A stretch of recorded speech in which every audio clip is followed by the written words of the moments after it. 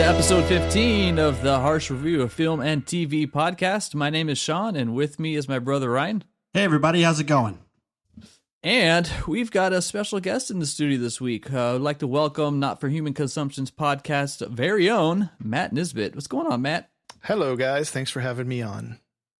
Yeah, I'm actually pretty excited for this episode because we're going to be talking about all things Batman, and I don't know how long it's going to go, but I knew only one Batman expert that I should give a call, and that was you. I try.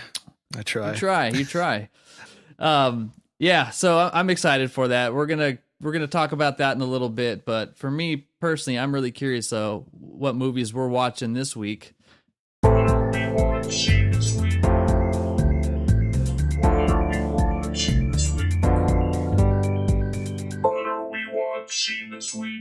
So Ryan, anything catch your eye this week? Yeah, well, I saw a couple movies the other day on the Red Box.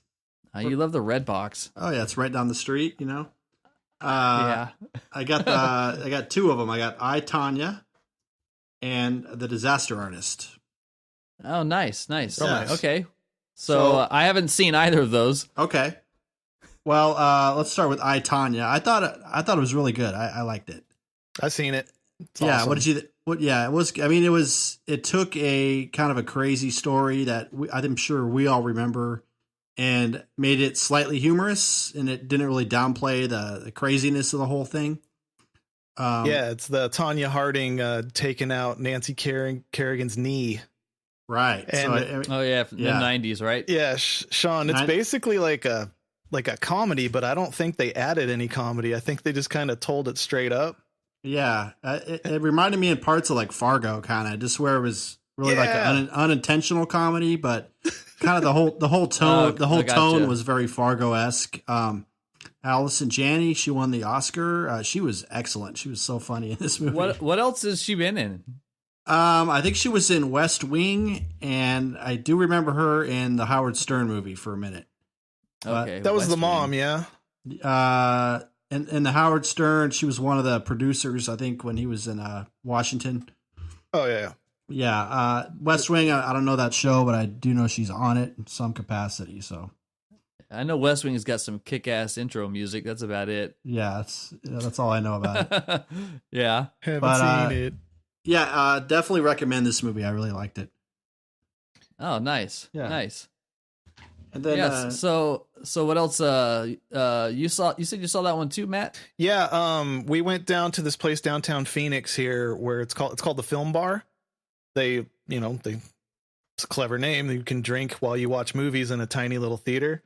So they always have little eclectic showings of stuff like this. Cause I don't know if this had a wide release. I just know if it was going to be there, but, yeah, from start to finish, it's enjoyable the whole time. It's just hilarious. And you kind of get like rooting for her, even though you know the outcome. Yeah. Yeah, that's true. Yeah. Kind of like the Titanic thing. You know, the boat's going down, but you have hope. Yeah. Great, like 70s classic rock soundtrack too. Yeah. And they nailed the look of all the clothing and cars. And like, I don't know, even the camera work from time kind of seemed a little vintage style. Right. Nice. Yeah, I need to watch that. Now, I'm curious, though, since you guys saw it and you knew about the news stories, did you actually learn anything new? Absolutely.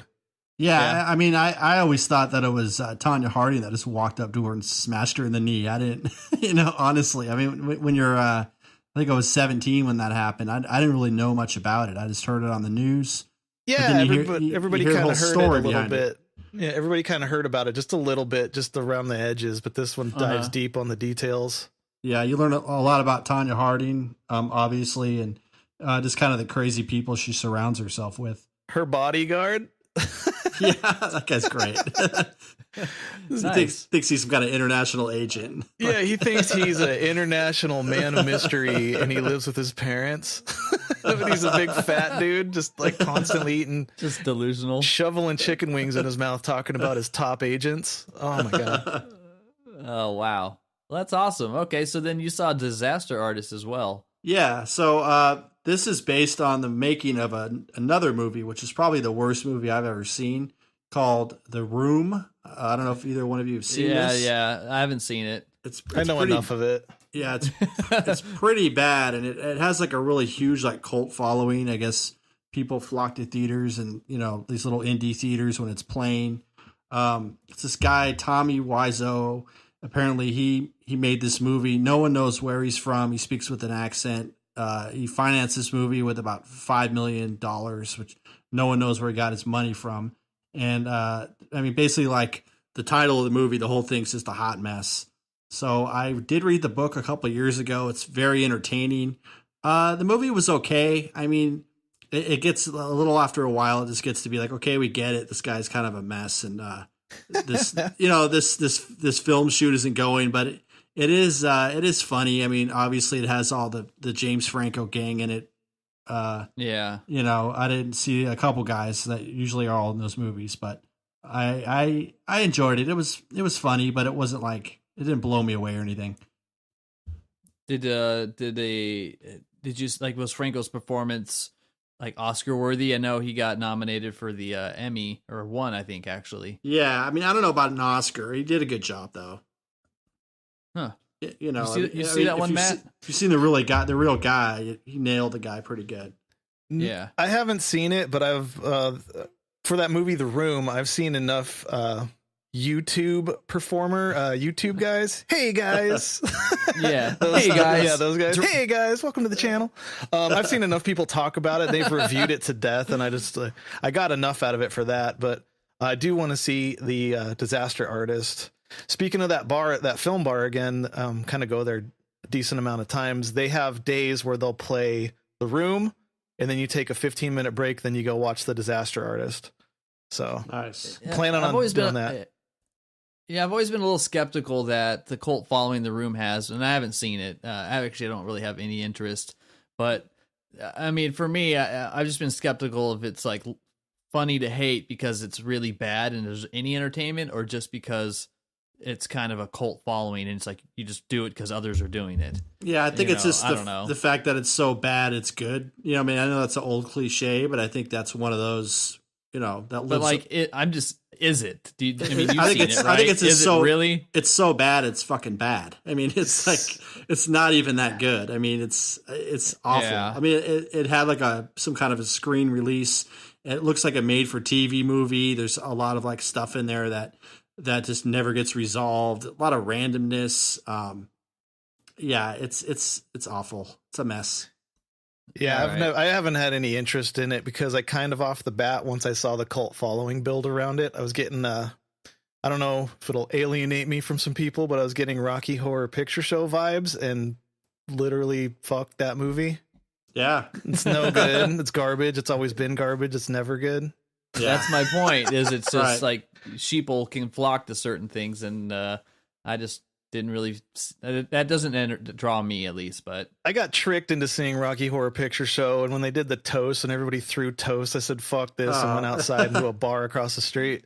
I was like, this is fucking annoying. Oh my god. That's the initiation, right? You gotta get through that, and then you can start throwing toast at people. The second time you see it, if you want to see it again, Yeah, no way. That's a good analogy. All right, well, you saw a couple of good ones, at least a couple other ones to check off your list. I didn't watch a whole lot other than a lot of Batman, but we'll talk about that in a little bit. But I did get the Last Jedi on iTunes. That one came out just a few days ago. First time I saw it I only saw it once in the theater on 3D, which it was the only thing that was available. I don't really like seeing 3D movies in the theater, period. And I just went right and watched the documentaries and checked the behind the scenes before watching the movie again. And there's a documentary on there, like the making of, but it's not really a making of. It's more like just stories while they're filming it with interviews of the people. It's actually really well done. I actually enjoyed it more than the movie in some respects. Oh, wow. Not George that I don't Lucas like the movie. No, your boy's not in it. But it's really well made. It's got its own original music. It's well shot. It's one of the best, like, behind the scenes type of. It's an hour and a half long. It's one of the best behind the scenes type of things I've seen, at least in modern films. Is it better than Star Wars Christmas? Yeah, a lot better than Star Wars Christmas. All right. But then I did watch it again, and I thought it looked really nice seeing it, in HD, very crisp. Graphics and stuff look very good. But I think after the second time for me watching it, you really realize that there's not a whole lot of action in this movie. There's a whole lot of just drama, and it was much more of a lot of talking. I just couldn't actually believe like how little conflict and action there was. I was like, wow, I remember this, I don't know, being a little more exciting. But yeah, that was just my takeaway. I still enjoyed it. I think it's a good movie. It reminded me of a slower episode of the remake or the reissues of Battlestar Galactica. You guys ever watch that stuff? Yeah. Because that was a lot of just on the deck talking about stuff with very minimal space flights. Yeah. They had their action episodes, but this was definitely not one of them. And where James Olmos is bullshitting. Yeah. Said all amazing shit, but, you know, it's just a movie of that. So, yeah, I mean, I think what it could serve in the grand scheme of a new trilogy as a good connector from the first to the third.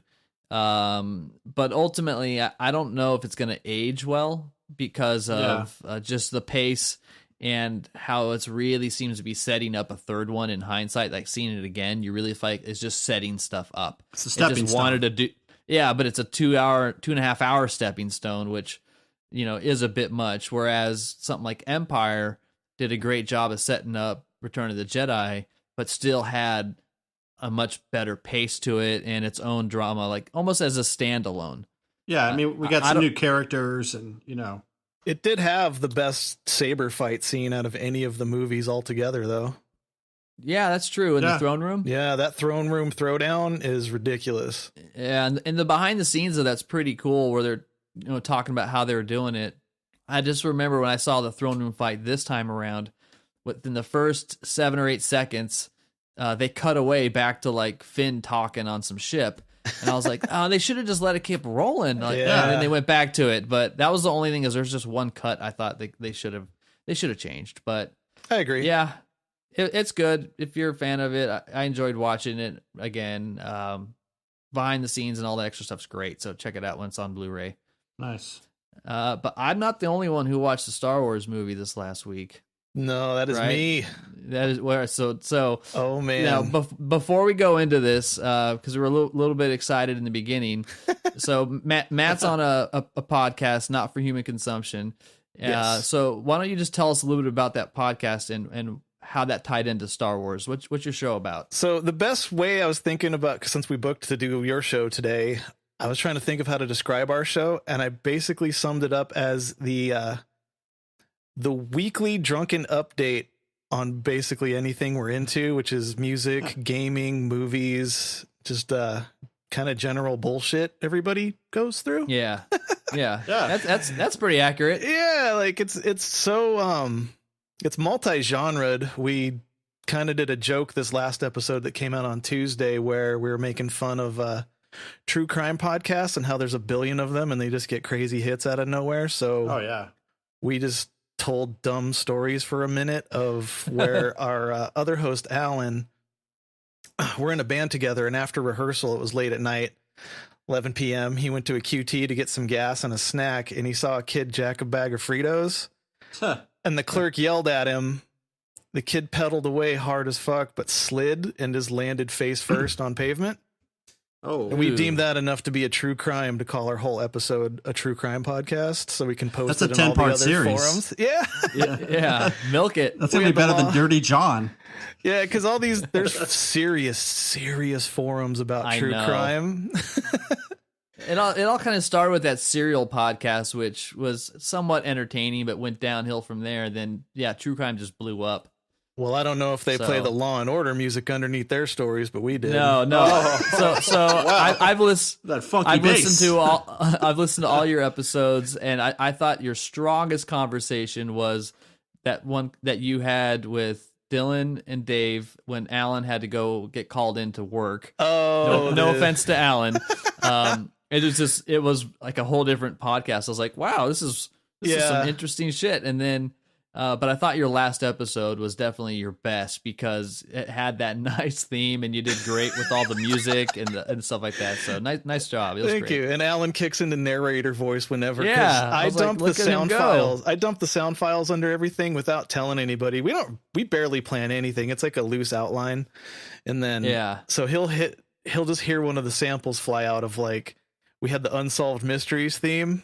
Because our host Dylan didn't know why he had a giant gash in his door for 24 hours until his mom told him he took the car that he didn't know she took it and ran it into a fire hydrant. So that was another true crime. 10-part series. It's really stupid. We're not. I don't know. Yeah. It's not like we knew how to start podcasts or anything. We're just doing it and finding our way. Your description's better than I think the one Alan's been doing, which is basically the same description for Seinfeld. Oh, right? What's show that? About nothing. Ryan, what's Seinfeld about? Seinfeld is a show about nothing. Well, yeah. So Alan says it's a show about everything and nothing, or something like that. You actually came up with that while we were gaming, Sean. Oh, nice. Yeah, you need to come up with some way to describe it, like, and then you stated it, and we stole it from you.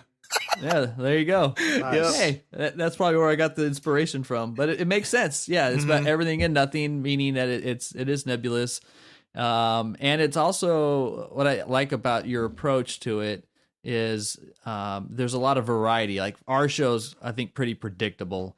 We have the same kind of formats, and you kind of come into it. Although on Jurassic Park, we got a little excited about puppets. That's gonna be a spin-off podcast. Who wouldn't though? The Puppet Podcast. Yeah, but your guys' shows definitely, you don't know what's going to happen, and you can feel you guys working through it.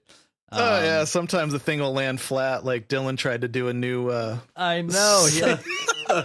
He even says this is getting edited out, and I'm like, nope. We're leaving it, dumb bitch. Yeah, everything was stays. Cute. It was kind of cute. I was like, oh. Yeah, we have a loose layout of basically Dylan he's a man child and he doesn't watch any fucking movies that everybody knows, so he's lost on references. Like just crazy simple movies. Like we made him watch. How old is Dylan? He's 30. Okay. So the movies can be good, bad, Dylan. indifferent. It's just shit that's been on in the background while you're just doing something else and HBO's on. Like he's missing all that too. So we made him Amish watch, or he grew up in a very Amish place where they had solar power and they had to hand truck their own water up a hill to gravity feed it. Okay. So he kind of he churned butter as well. He has a beard, but he wears a mustache. So I don't know if the Amish thing holds true. Alan had the no mustache look, right? Yep. Oh. But so we made him watch Lethal Weapon. We made him watch Aliens, Top Gun, Ghostbusters. I like how you say made him watch, like you tied him down, like Starship Troopers, Fifth Element, Predator. Just all these movies that people like. Basically, when you're hanging out with friends and somebody's like talking about movies and you have that one guy in the background who's like, I haven't seen that, and everybody turns around like, what the fuck is wrong with you? That's him. Yeah, that's basically the bit. Yeah. So I know you guys, because I was on your guys' show for 3 episodes doing the Indiana Jones, which the full saga. He seemed to really enjoy them, and then you guys pivoted into Star Wars, right? Yeah, he actually requested it because he had a Harrison Ford hard on. Nice. Harrison hard on, yeah. Yep. And so we did that. We try to watch it a day or two spread between when we record, just so it's all fresh. Okay. So we did it Friday, and then we were recording at 1 p.m. the next Saturday. For instance, right now, Dave and Dylan are at Dylan's place watching Empire Strikes Back right now as we do this. Nice. Oh, nice. If he stays awake. Yep. So we made him watch that last Friday, and it's not my favorite Star Wars at all. I think it's the worst one for me personally. The A New Hope, episode 4. Yeah. Okay. I have like crazy, like really young, because I'm 38, was born in 79. That shit came out in 77. So by the time I became a sentient being that could remember like lights and pictures and audio on the screen and put it together, I think Jedi was already out on VHS. Yeah. So yeah, that's true. I remember watching A New Hope last in the whole scheme of the thing. And I remember it being really like awkward and slow. And it holds true when I just watched it again last Friday. A lot of talking in that one too. Yeah, but it's not. Well, it starts. The dialogue sucks. It starts strong as fuck. It's a giant ship chasing a little ship. They're blasting at each other. They board it like some like futuristic pirate, like ship to ship combat. Yeah. Everybody's dying. Shit's crazy. And then the droids leave, and it's a 30-minute weird robot movie. It's like a silent robot movie in the desert while they're just walking for fucking ever. So his review for that one, he gave it a 3 out of 5, which is crazy. I was expecting a 1. He gave Top Gun a 1. Yeah, that's fair. That's well deserved. Top Gun's not good either. That movie sucks. Yeah, it's fucking. It's just rite of passage, though. Yeah. Oh yeah, he's gonna have to watch terrible shit because it's dangerous, not like, Maverick. Yeah, we're not like, hey, watch all these good movies. They're just if it's in the zeitgeist, if everybody's seen it, he's gotta watch it. Nice. Well, and you guys are trying to keep him on point as far as like being objective between A, just were you entertained as a movie versus B, do you understand why it is as popular as it is? Yeah, so Star Wars is, I'm sure you guys know, has penetrated everything. Yeah. Every show on TV, every other movie, there's references fucking everywhere. Yeah, it's huge. So he's never seen the movie at all, but he knew the plot from start to finish. Like he said himself, he could have taken a test and passed the test of the movie without ever watching it. So I know that first one's the most quoted. So hopefully these next ones are going to fare much better. Yeah, I hope so. I mean, ultimately, as a movie fan myself, I would agree with you that it doesn't hold up, but I like watching it from that point of view of like, well, why was it such a big deal? How did this start this huge franchise? Yeah, absolutely. I'm kind of curious to see when he finishes the trilogy if he kind of realizes that the whole thing is told through the point of view of the droids. Yeah, and you should give him a test when the whole thing is done. I think it would be interesting to watch him watch the movies, though. You know, because it's kind of interesting to turn people on to different movies. But I mean, these movies are kind of ridiculous. Everyone's seen them. Yeah, it's crazy, and he has a lot of baggage with it too. Like a ton of friends and coworkers throughout his entire 30 years of existence are like, "What the fuck's wrong with you? You need to watch this. You need to watch this." So I imagine like. There's probably a little bit of bias. Like, I just want to watch this to be a dick and say I don't like it. Yeah. So, and that's how Dylan's totally that personality too. It's good therapy. Yeah, but you give him an in and he'll exploit it. But I think we're pretty good at calling him out on that shit. So we'll see. Although when I listen back to like, you know how you as podcast producers yourselves, you listen back to your episode before you put it out online. And I always hear like, fuck, I dropped the ball right there. I could have called him out on so much horseshit right there. And I get I get mad later about it. holding him accountable. How far are you guys going to take it? Is he watching all the Star Wars movies? Yep. Nice. Because even the new ones are those ones that fall into that fucking catch-all category of everybody has seen. Yeah, that's true. So, because people, some of our friends and stuff are getting on board and like giving us movies. And there was a little bit of confusion of like, you just have to give them good movies. I'm like, no. Yeah. They just have to be everybody's fucking seen them. So yeah, if they influence pop culture, then he should see them. Yep. You know, your next new movie will probably become, I don't know, June, once he gets through all the Star Wars ones. Yeah, we're undecided on what to do after we complete the saga. He's really wanting to see Rogue One and then start the prequels, like in a weird order, kind of, but. See, I don't know. Yeah. So we got to figure that out after we have one more movie after the one they're watching right this second. So, well, that's what we were talking about when I was on your guys' show. If there's pros and cons of if he starts with Phantom Menace, he gets a linear story, but then he doesn't get the same type of experience that we all had. Yeah. I mean, it really could go either way. I don't really think it is going to matter with him at this point because it's not like it's going to win him over. He's just kind of watching him and giving you his feedback. That's not the point here. Yeah, we're trying to get him to watch these things. But even myself, I was watching it going, this shit is garbage. Like I appreciate like the work they did to make stuff fly, but like you could like now as an older gentleman, I can totally see that they didn't know what the fuck they were doing. No.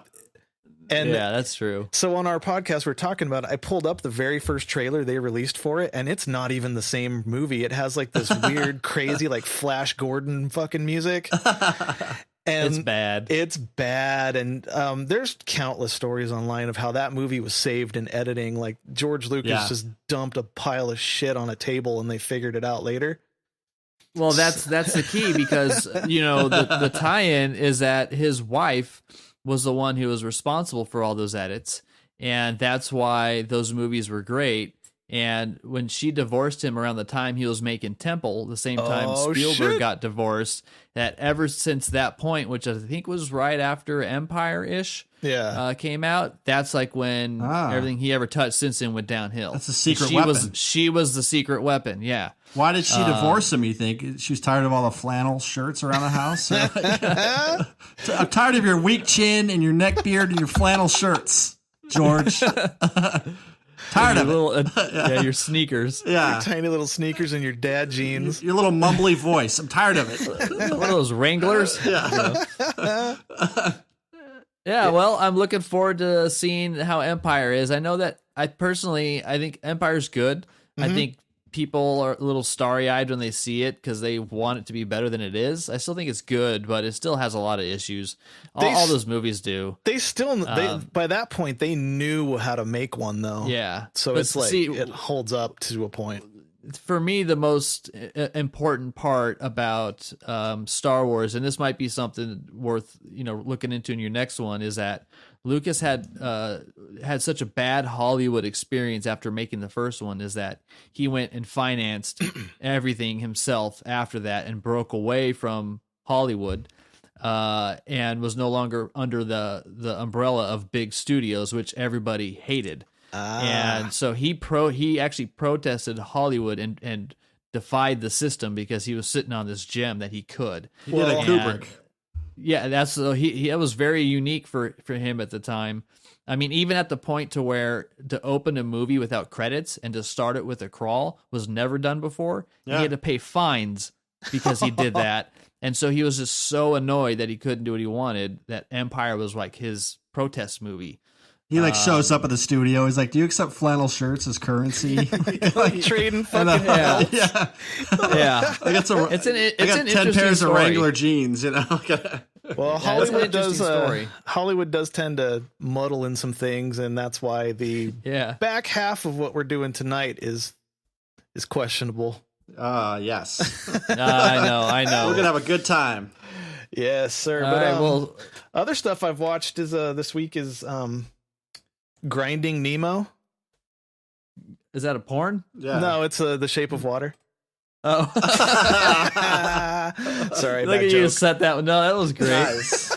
Yeah. Which basically is a porn. I mean, come on. That movie's awesome, and I took some fucking flack on a few friends' Facebook posts. I was defending it because my friend thought he wasted 123 minutes and $5 rental fee on the worst thing he's ever seen. Boo. Oh no. And it's a good movie. I berated him for about 6 straight hours in the thread. Yeah, it's a good movie. What was it you liked about it? Just the way it was shot. It was like from start to finish, it was entertaining, which is it was beautiful. That's like part one of a movie. As long as you're having fun, even if it's bad, like it's still like well made. But this is not a bad movie. Like the cinematography, the fucking color grading, which is great. Yeah, that's a thing in movies, but this one has like some special fucking color grading going on. Well, Sean said it looks like BioShock. Yeah. It has that right, Sean? I mean, it has that BioShock look to it, which is really cool. Yeah, it feels like you're in Rapture, even though you're not. Yeah, and the music, the set pieces, like everything was like historically accurate for the Michael time Shannon's period. in it. Yeah. That dude is awesome. I don't know why. He's so intense. I've liked that dude since that movie. I think it was like Midnight Special, where he has the little kid with the power. Thing's fucking crazy. I've liked him since that, but just everything about that movie is like so well done. I'm a big fan of that Guillermo del Toro dude. Whatever you say his fucking name. Guillermo del Toro. That dude's passion for movie making is why there's a Hellboy 2. Like, nobody wanted to make Hellboy 1, let alone fucking 2 of them. Ron Perlman was like, God damn it. Yeah. what I appreciate about that movie is for how big it became and how popular, and for winning, it still has a bunch of weird shit in it. And that was like, people didn't get hung up on that. So he still kind of made his movie, which I appreciated. I thought it was really good. Well, my dense dumb bitch friend was like, it's just a janitor that fucks a fish. I'm like, oh my God, you're so redactive and dismissive. Like, what the fuck are you talking about? You missed everything. Yeah. Holy shit. Like, it's an unlikely love story about a chick that probably is like she was probably halfway already like evolved into whatever he is. Yeah. Like, found in a river, can't talk, just so has stupid. Those skill scars, masturbates in the water, just all kinds of things. He gets hung up on dumb shit too. I'm not going to call him out by name, but fuck him. We know who you are. We don't, but no, I love the dude. We're still friends, but yeah, he got hung up on things like, how do the janitors like get access to the secret place? I was like, how the fuck do you think Area 51's cleaned up? The scientists aren't doing it. He needs to write the synopsises for Netflix. Like, The Shape of Water, a janitor fucks a fish. I should have Alan from our podcast narrate this dude's review and then send it in as a sound file for you guys. I always like those simple film descriptions, like 9 men are on a quest to return stolen jewelry. Right. Lord of the Rings. Yeah. You know? Yeah, no, his was like masturbating mute janitor fucks a fish man. I was like, Jesus, dude. Yeah, that's pretty much what it is, though. I mean, it's a different way of saying it. And then to lose some credibility with Sean here, we finished the Indiana Jones trilogy with our dude Dylan, and I just have some weird thing in my brain. I have to finish the series once I start it so deep. So I finished the Crystal Skull again. Oh. Did not hate it as much as I hated it the first and only time I saw it in the theater. Okay. So I had holds up a little bit better. I had a decade in between viewing it because it came out in what, 08? Yeah, 08. Yeah, the Shia LaBeouf is like, unforgivable. But the rest of like the stuff I thought was cheesy in 08, with having the past 3 movies like so fresh on the mind. I watched it like 2 days after we watched The Last Crusade, and I was like, dude, the cheesiness in this is on par with the cheesiness of the other 3. Yeah, I know. And that was the argument I was making in 2008. I was like, all right, really think about it. I love these movies, and I'm being honest. Like, there's plenty of cheese to be had in all of them, and that's what kind of makes them work. I agree that Shia had a lot of stock at that time, and Spielberg was a big fan of his because of Holes. Yeah. But that guy's his acting real. I know. Yeah, I would agree. I think Harrison did fine. He did his part. Dude, Harrison was fucking great. Like, I wish to age like that gentleman. Yeah, seriously. He's still diving head first into motherfuckers with fists. Well, how you watched that Shia, you played that Shia clip on your show. There's a clip of Harrison's all of his fights, and they all start with a dive. Yeah. So there's like every dive in every Harrison Ford movie. He dives in every movie. That is some man shit. Like, he is he's a man's man. He mans through movies like Luke in A New Hope's like this tiny little whiner person, and this he's diving in blaster first. Yeah, that's gets great. A little scared when he's on the Death Star, but what are you gonna do? Yeah, what are you gonna do? Real Death Stars have curves. Wrong. So that's what I've been doing. That's nice. Cool. All right. Well, I think watching Batman. Yeah, watching Batman. So let's get to it. So before we dive into part 1 of our Batman series, we're going to be talking about all things Batman in just TV and cinema. So for today, we're going to be starting with the 60s Batman, 89 Batman, Tim Burton's Batman Returns, Batman Forever, Batman, and Robin. And I definitely wanted Matt here because I know he's a big Batman fan, and there are lots of strong opinions out there. Yep. Thanks to everybody out on our social media for sharing your favorite Batman and checking us out on Instagram and Facebook. And so, really, I've been a huge Batman fan, more from a cinema point of view, not as informed on comics. But before we kind of start actually talking about this all things Batman, Ryan, what is your opinion or just take, over your lifespan about Batman? Are you a big fan? Are you casual? I mean, where are you at? I'm a pretty big fan of Batman. He's probably my favorite superhero. I just like the fact that he has, no superpowers and he gets by simply on his ingenuity and the fact that he has a lot of money to throw around. So, I mean, that kind of endears me to him. It makes him a little more, I mean, even though he's a billionaire and I'm not, it's like, he still has, he just finds a way every time. And I really got into Batman. I think the first conduit was through the comics. So I was really into The Killing Joke. I was really into everything Frank Miller did. These are all comic artists and writers. And then, when the movie came out, I think I was 12, 13. That was a big deal, the first movie. So I like Batman. I like kind of the progression has been interesting to see, which we'll definitely talk about in the next couple episodes. So, yeah. Yeah. All right. And so, Matt, I know you're the biggest Bat nerd I know. How did that happen? Why? Well, just for a quick reference, real quick, as I sit here recording in my studio room without turning my head, I'm viewing roughly 32 to 35 Batman collectibles without turning my head.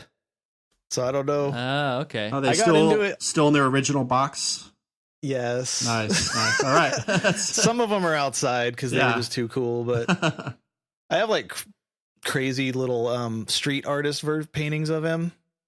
Just because there's every first Friday in Phoenix, there's an art walk with just street artists selling you goods.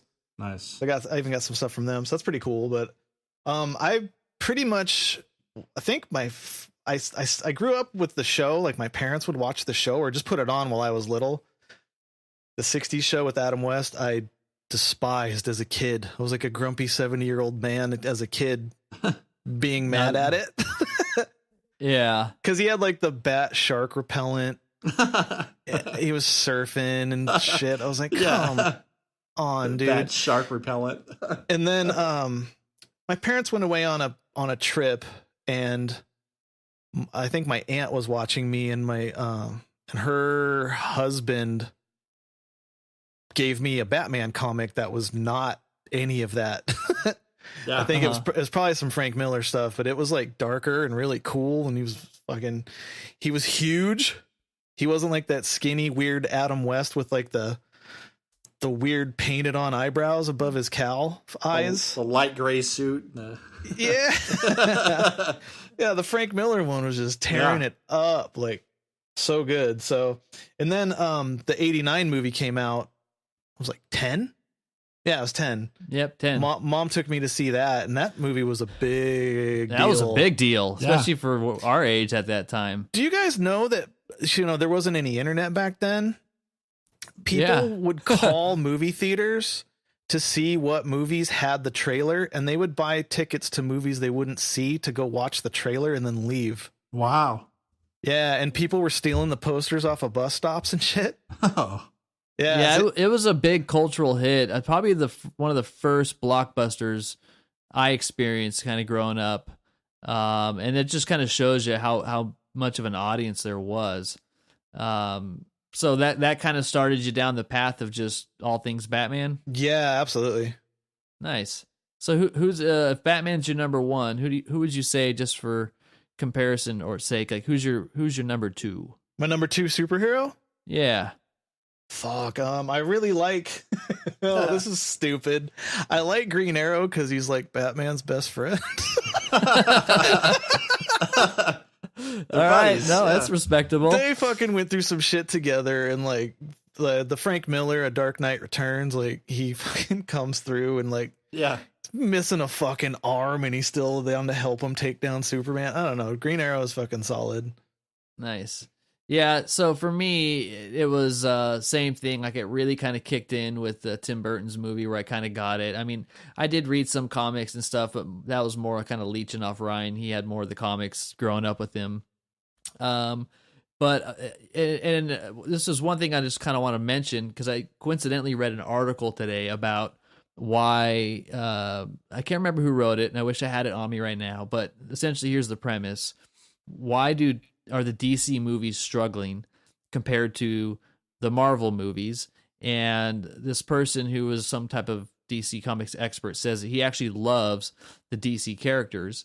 And the reason why they're not doing as well is because Marvel's franchises and movies are built on the person over their superpowers, like their personality. It's about Tony Stark. It's not about Iron Man. Yeah. It's about Bruce Banner. It's not about the Hulk.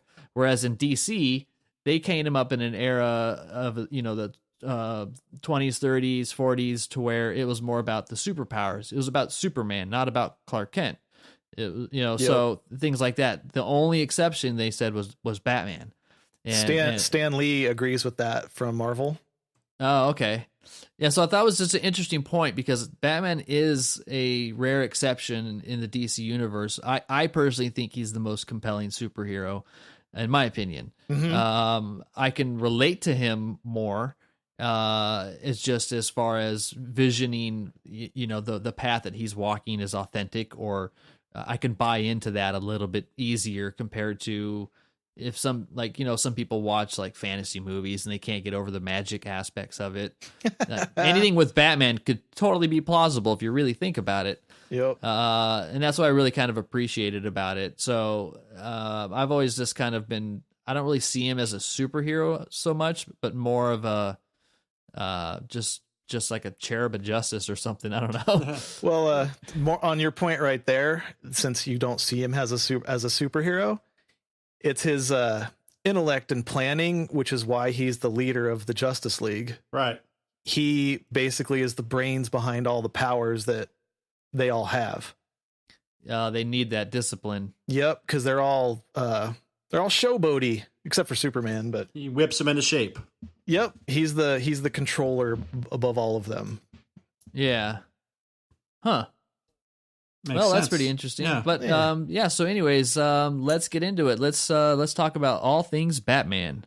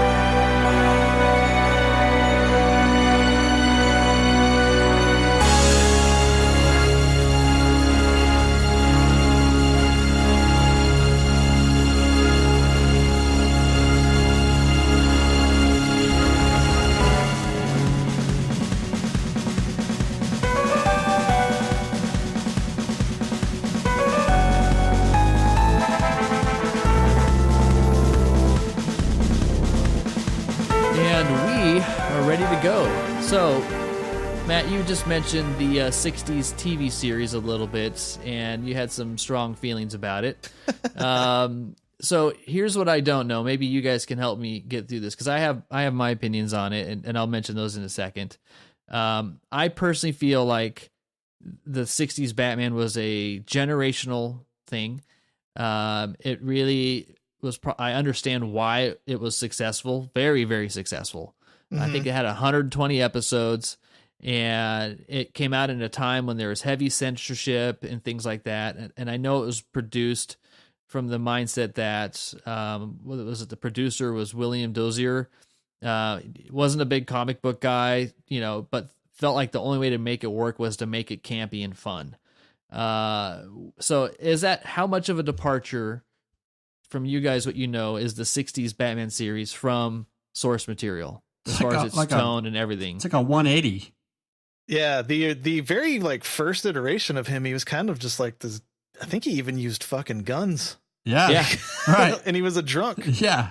He was a drunk using guns in the night. He was like a detective with a costume on, basically, you know. Yeah, he's a gumshoe, see? Yeah, hey.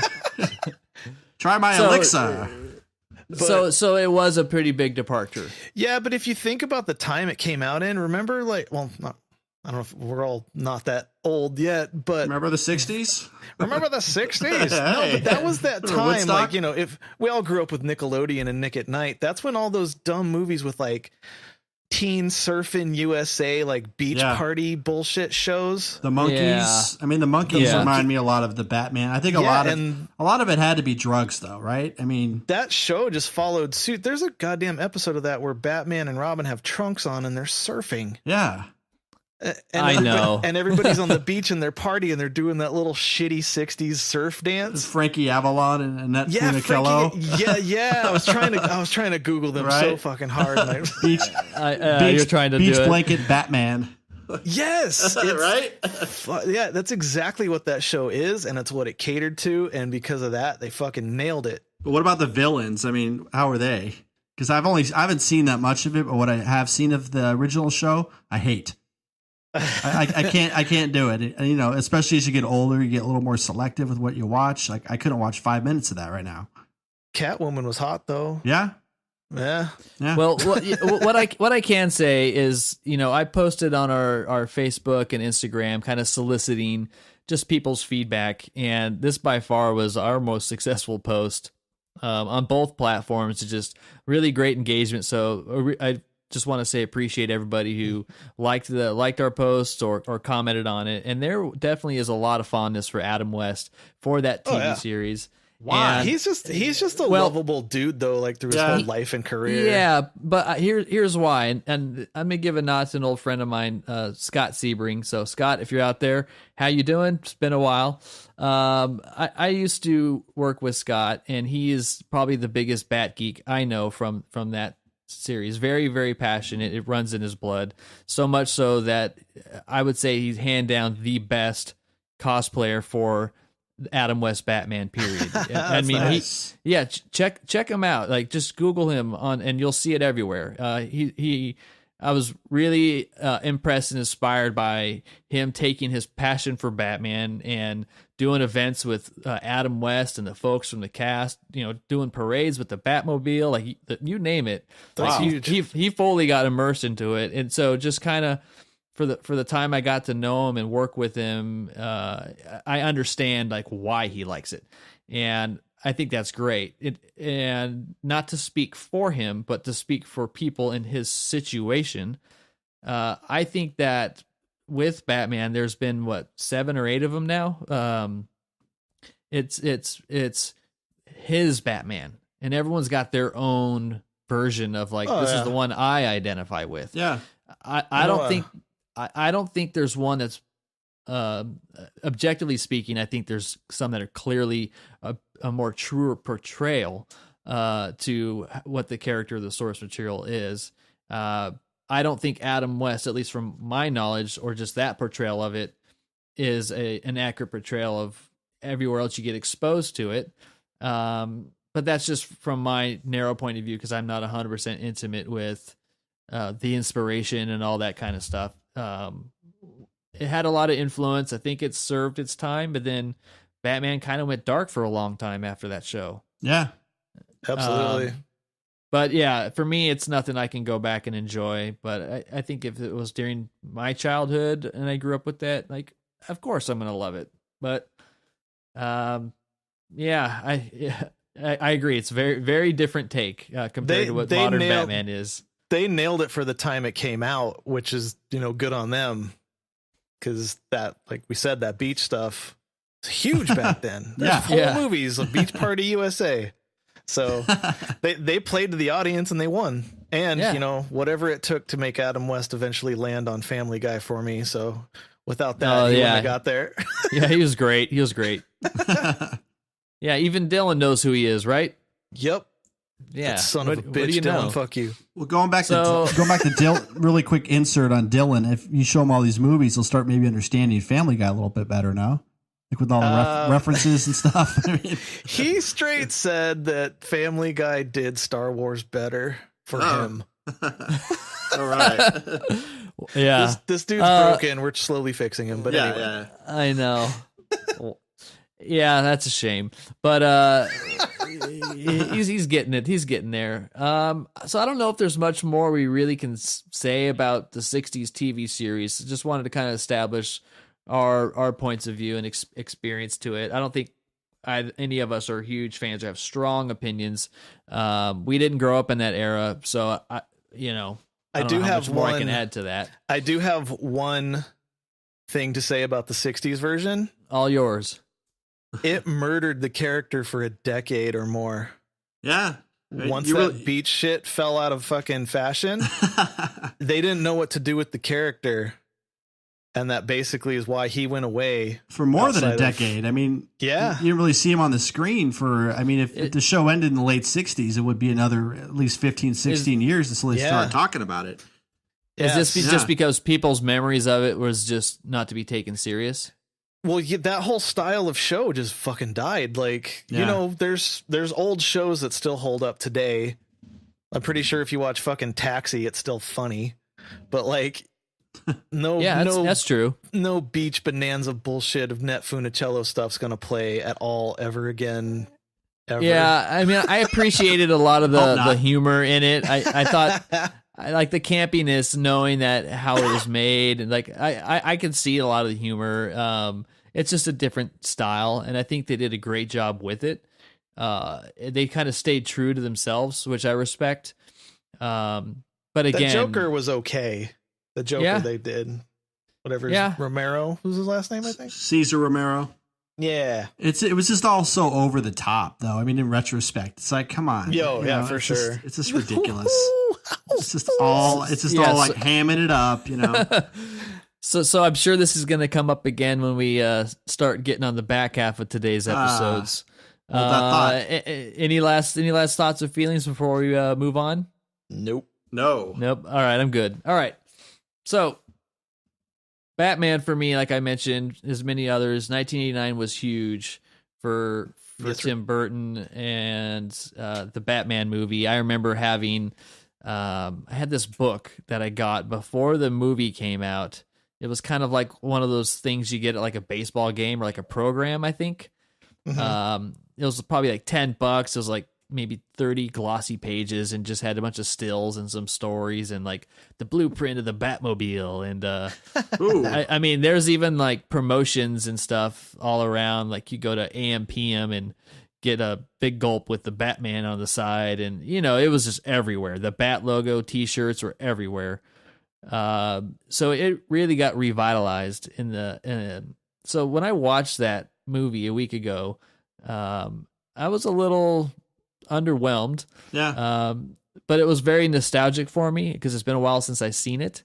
What did you, I mean, you saw that one recently, Matt, what is your overall thoughts on the 89 Batman, you know, in retrospect? Bringing it back for, you know, from the hiatus that Batman suffered from the long surfboard nightmare.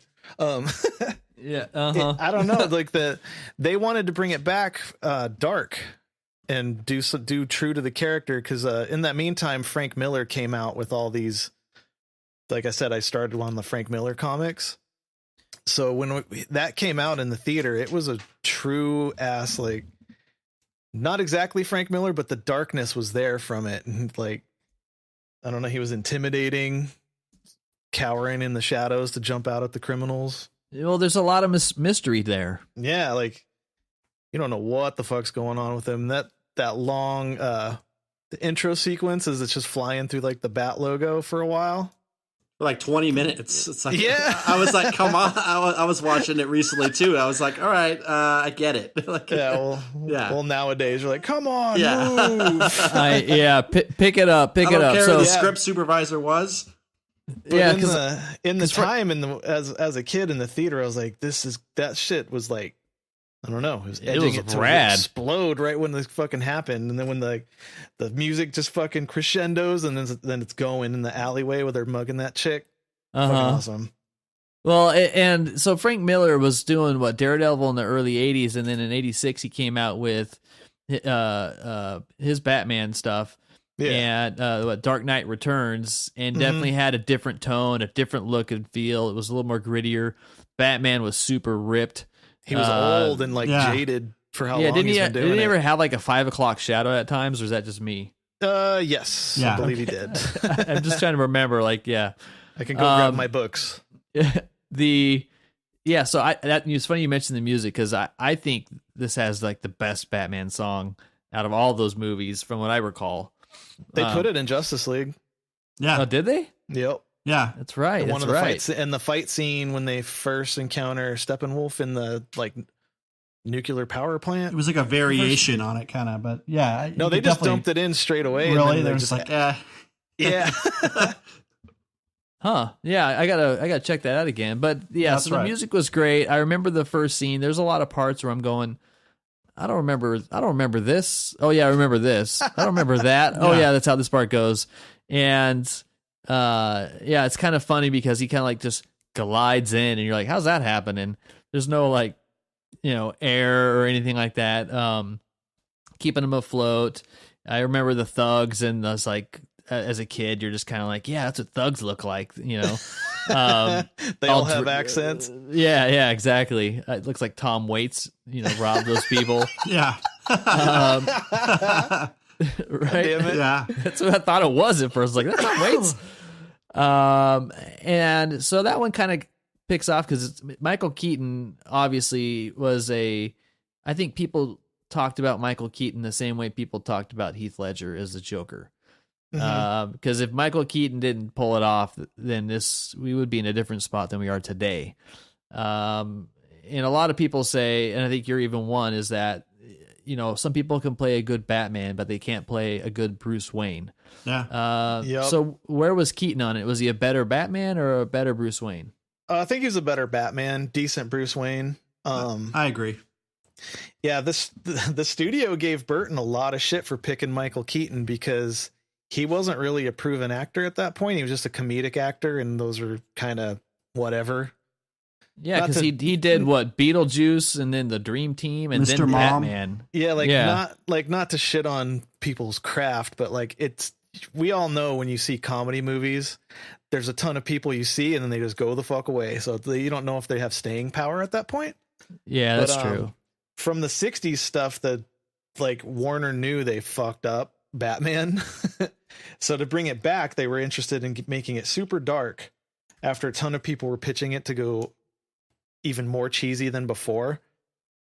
At one point they wanted to have Bill Murray be Batman with Eddie Eddie Murphy as Robin. That was the first shit pitched before they came to Tim Burton to have him make it dark. Bill Murray playing Carl from Caddyshack as Batman. Yeah, it could have gone really bad. Axel Foley is fucking Looper. Robin, dude. Yeah. Or the one dude from what's the Trading Place where they Happy New Year. Right. Yeah, dude. So yeah, Ivan Reitman was going to direct it too, and David Bowie would have been the Joker. Oh. That was being pitched before the 89 Batman came to fruition with Tim Burton. But since that was their pitch, and they're like, fuck you, that sucks. And then when Burton brought up Keaton, they're like, fuck, another comedy guy? Yeah. And it took Nicholson signing on to show that Burton knew what he was talking about. And they trusted Nicholson's acting prowess so much to make it not like a fucking comedy shit show that they approved Keaton to be in the movie and then greenlit the whole project. And that makes sense because it seems to me that Nicholson's really the star of this movie. I mean, absolutely. He seems like he's in it way more than Batman. Even. He absolutely is. Yeah, that's true. And, it's a different origin story for Bruce Wayne becoming Batman and him as becoming the Joker. Because the Joker doesn't have really a solid origin story throughout any of the comics or anything. Yeah. They're fucking with it a few times, but it's just a random thug that creates Batman. It's this dude named Joe Chill. And they reference that in Batman Begins. Only by saying, will Mr. Chill like to say anything to the family? That's all you hear of Joe Chill's name. But yeah. So I didn't mind it. I'm not such a purist that I'm like, it has to be told the exact same way every time, dicks. Like, I kind of like when they play around with some of the origin story stuff. Yeah, like they have to tell their version of it or their point of view. Yeah, absolutely. So, you know, and Burton definitely fucked with characters a lot. Like, so. Yeah, I did notice that there's a lot of liberties taken. Mm-hmm. I mean, one of the things I liked about this one that I didn't remember was there's some modern elements, but then everybody dresses like it's the 1920s. Yeah, which I thought that's a great take. I thought that was really cool because it kind of captured more of a comic feel without being campy. But then, you know, you've got Billy D as what he was, Harvey Dent. Yeah, which I was like, that was definitely a different direction for that character. With the rose in his lapel every single scene. Yeah, he's great. Billy D's awesome, man. Yeah, he was great. Colt 45. Such a missed opportunity. He's not in The Last Jedi. Yeah, he might be in the next one, but like I don't mean to sidetrack. He's got to lose some weight. Just for a split second, how cool would it have been in The Last Jedi when they sneak off to go to that gambling planet and the dude with the lapel would have been fucking Billy D. Williams? Yeah, that would have been rad. All fat. Oh my god. Yeah, dude, he's been living the life, fucking farming Cloud Spice or whatever the fuck he does. Colt 45s and, you know. Yeah, he's got endorsement deals and shit. He's fucking ready. Let's do this. Yeah, sorry about that. Fucking sidetrack. We're good. Yeah, and so it's I thought that overall it's a good one. I mean, I'm mixed on Jack Nicholson. You obviously know what you're going to get. I mean, how do you feel about him as the Joker? Do you think he did a good job or? No, I loved it. Yeah, I think he did really good. I mean, Jack Nicholson's one of these guys, he's always playing himself basically. But he does have a lot of range. It's not like, I mean, there are actors that just do that, and like Danny McBride's one where he's obviously just playing who he is. But with Nicholson, he's always got this kind of range and emotional depth that makes it different than like a method actor. Which kind of is very Jokerish in and of itself, though. Right? Yeah. Yeah, like you could definitely tell in that one mob boss scene meeting when they're all around the table and he fucking like cooks that dude to death. Oh, with Curly with the hand buzzer. Oh, it's kind of got like the Untouchables scene. Yeah, he fries him with his hand. Yeah, I gotcha. Yeah, after he scares the shit out of the rest of the mob people and they all leave and he's just talking to the corpse and then fucking tightens his tie up to his skull. Yeah, makes some joke. It's some dark ass joke on a fried corpse. That movie's dark, dude. Yeah. Yeah, he's definitely love him or hate him. He definitely grabs your attention with his portrayal. I mean, I always kind of get hung up on like these dumb things, like where you kind of look at he takes over and now all his thuggies are all like themed clothes and they have this whole style. I'm like, who's their tailor? Who's organizing all this logistics? Prince is doing all the music. Yeah. Mobs have a crazy amount of money, man. I know. It's just kind of funny. Like they're like, we all need to match, and then they're all doing their little dance in the museum. The thing is, though, I will give that a pass on this movie, but not the next movie. Yeah. Fair enough. So, how do you feel about the Batmobile? I like the Batmobile in this one. Yeah, pretty rad. It's functional, sleek. Yeah, simple. Goddamn, the Batmobile has to be functional. Shields. Yeah, dude. Like it's sleek. It does the job. It's stealthy as all fuck. It's low profile. It hauls ass. And was Kim Basinger, right? Yeah, Kim Basinger. Vicky Vale. Yeah, I was like, what's her name? Vicky Vale. There you go. Yeah, she was. I mean, she was fine. It was just like an interesting way to kind of insert her, her character into the story. I remember watching it again, going, "Oh, she's a photographer that's really edgy and came to this town because of the Batman." Yeah, she was the in the field reporter filming all the fucked up shit like the Corto Maltese massacre stuff. Yeah, the Corto Maltese, which I believe is actually a straight pull from the comics. I could be wrong, but double check. Is Vicky Vale a comic character? Yep. All right, I know it's a dumb question. I just don't remember her at all. And I believe she's also in the animated series. It's been a while since I watched the animated series, but so what did this movie get right in regards to just Batman in general? I think it got the look right. I mean, they definitely picked the right director for this. in Tim Burton. So I think they got the look right. Definitely the music. But like you said, Sean, watching it again, it was nostalgic, but to me, it doesn't necessarily hold up. It doesn't really stand the test of time. To me, there are a lot of cool things in it, but, a lot of stuff falls flat too. I mean, everything is kind of, a lot of stuff just kind of looks like a set, that's kind of what it is. Dude, the set they built was crazy, though. Yeah. They filmed it in England on a set that wasn't being used, a gigantic one, so everything is actually real they're filming on. Oh, okay. It's like the Monarch Theater and just the courthouse steps. It's all, it is a set, but like you can't, there's not really cities you can film in that just look like that. Sure. Like, because, in all these movies, I think Gotham City's as an important character as anybody else. Yeah. And it has its definite own look. And before heavy use of CGI back then, I think they nailed it for a live action, because there's no way they could CGI that back in '89. No.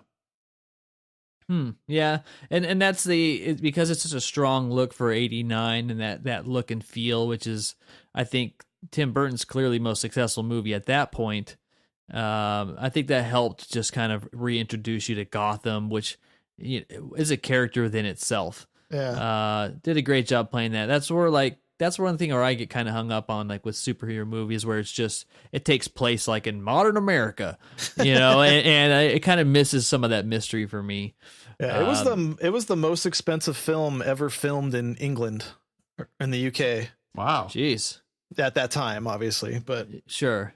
Yeah. So I think it's like 35 million was the budget. That's 1989 money. That's pretty good.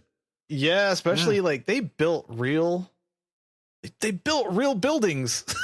Yeah, at least the fronts of them. It's fucking crazy. So, yeah, I always also remember I always laughed as a kid at that fat dude Eckhart or whatever. Just yeah, hey Eckhart, shoots him in the stomach. He makes that sound. yeah, exactly. And that actor was he was one of the pilots in the Star Wars movies. Oh, that's right. Yeah, he's the stay on target dude, right? Yep. Porkins? Yep. Since I just watched that last Friday, just real quick side note, I thought everybody was making fun of that dude in Star Wars, calling him Porkins. Yeah, that's his real name. No, in the fucking credits it says Porkins. Yeah, I think he has a little name badge that says Porkins on it. God damn it. Porkins. Fucking dick director. There's got to be a better way. Little Porkins over there. Porkins sounds like a pork rind factory company. Yeah. Dude, that meme where he's got a NASCAR 3 on his helmet and a bucket of chicken wings and he's in the TIE fighter. Kills me. Good old Porkins. All right, so then what did the movie do wrong? Like what are some of the issues we have? Maybe some of the liberties Tim Burton took, or any of the actors or anything? Like what just doesn't stick with you? Two things for me, and they're both contradicting.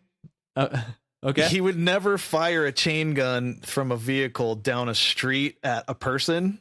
Yeah. He always uses his weapons for to blow stuff up around it, disable a vehicle or whatever. But then on that fact, if he's firing a weapon like that, he wouldn't fucking miss. So I'm torn. So both those things are wrong. Oh, gotcha. Okay. Very technical, yeah. Yeah. Batman's got a slim margin of error with you. Yeah, and then can't mess anything up. The giant Joker gun that he phallically pulls out of his trousers and takes down like one of the most sophisticated flying machines at the time with one shot. Like, come on. Oh yeah, the big elephant gun. But I know. whatever. I kind of like when I'm rewatching that movie. That's kind of, I'll get up and grab a beer during that scene. So I just kind of like numb myself to it. So I'm like not really seeing it, just hearing it for the moment. Let's get through it. All right. Ryan, what about you? Well, I mean, like I said, it does seem a little bit dated, but I mean, I do give it respect for the fact that it brought the franchise back. So I don't really want to slam it as much as some of the back half movies. I'm kind of saving up for that. Yeah. To be honest, buckle up, fans. Yeah, storing up your venom. Yeah, I got more notes for those, but I mean, I do give it respect for reintroducing the franchise. The movie definitely has its place, but it's not something I keep watching over and over again, honestly. Sure. I think for me, there's a couple things. One, it's like and this is not going to be popular with some people, but I could have done without the Prince music. Yeah. Yeah. I forgot about that. It doesn't really fit the tone of the movie. It doesn't, because Prince is so popular, it takes me out of the universe. I liked the orchestral approach, just like the Star Wars or Indiana Jones, and it was just an element to where, well, you remember you're bringing a pop icon into a fantasy world. Like, that just doesn't work for me. And I remember they had a whole Batman album, and like half the songs weren't even in the movie.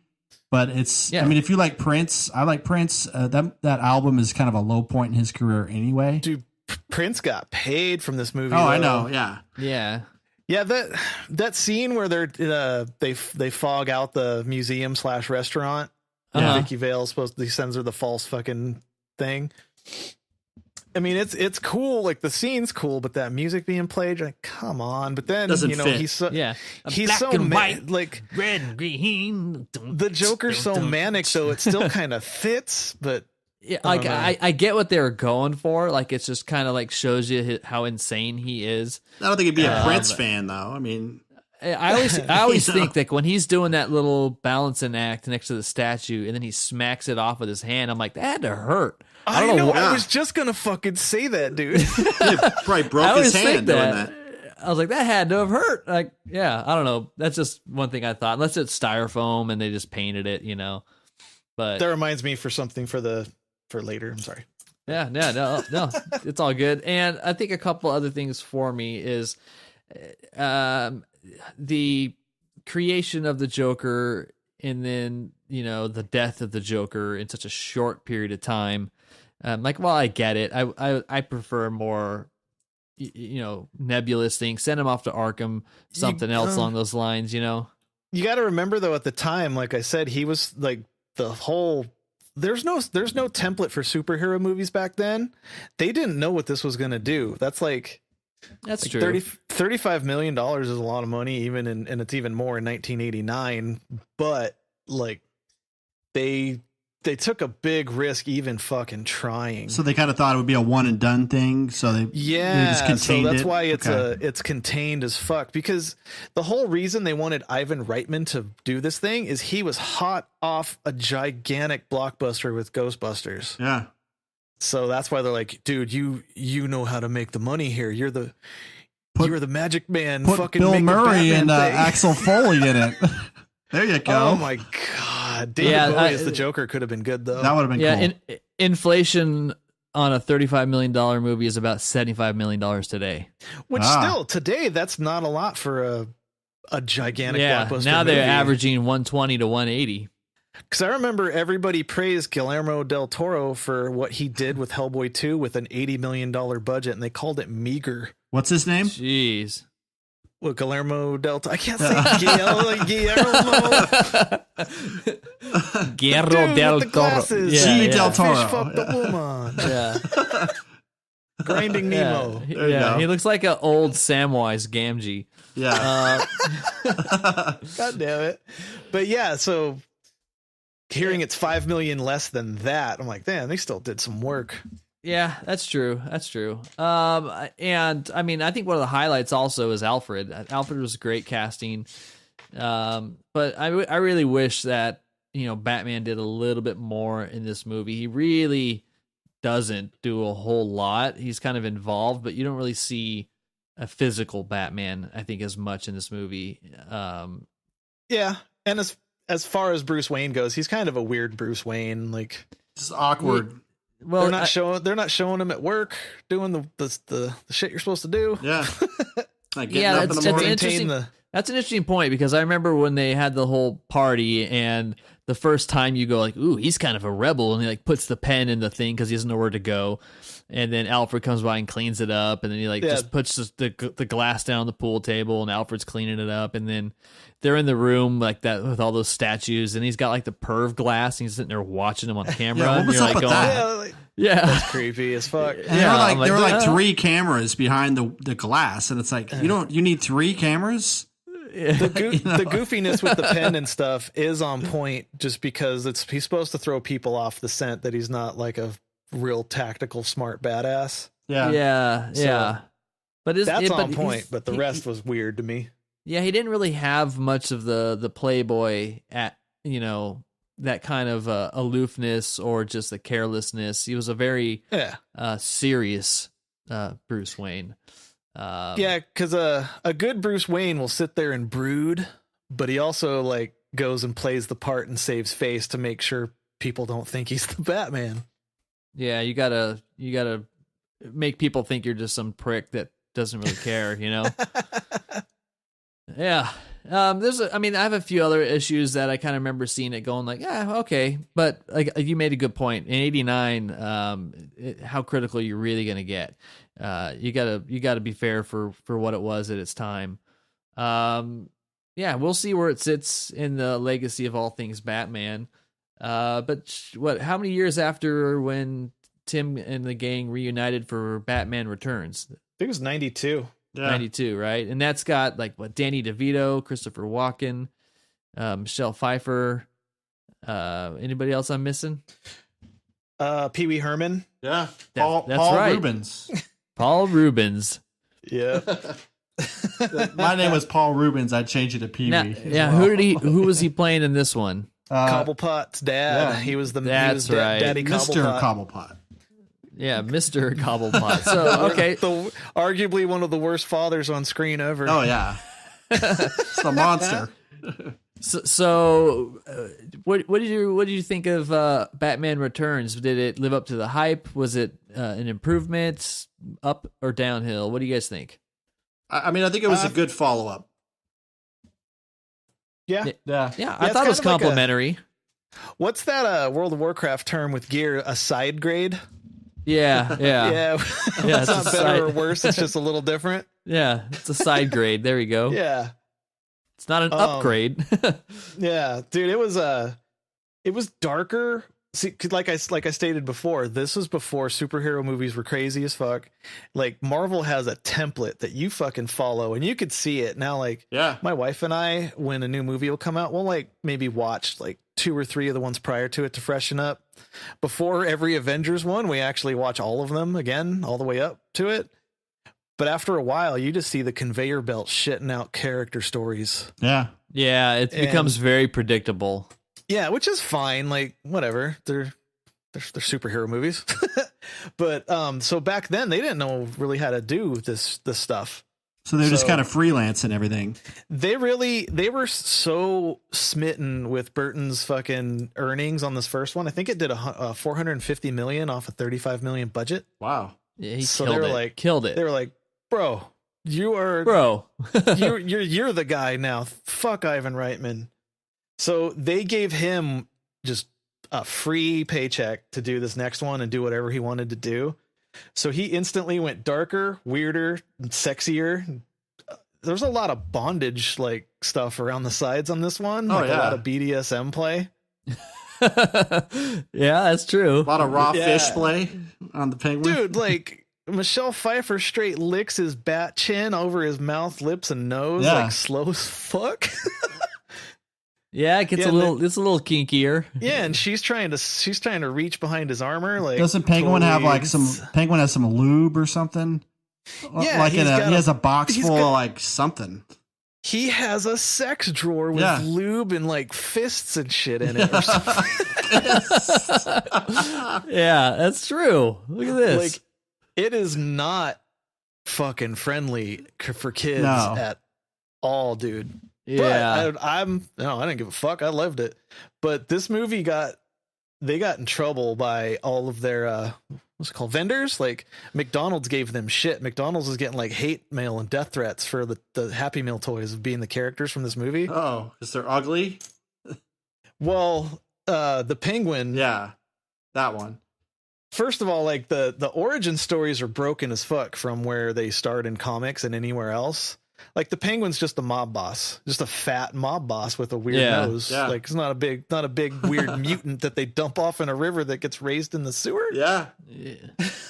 Yeah, they definitely made him very different point of view. Yeah, and him throwing up green oil the whole movie is like that got under McDonald's skin fucking bad.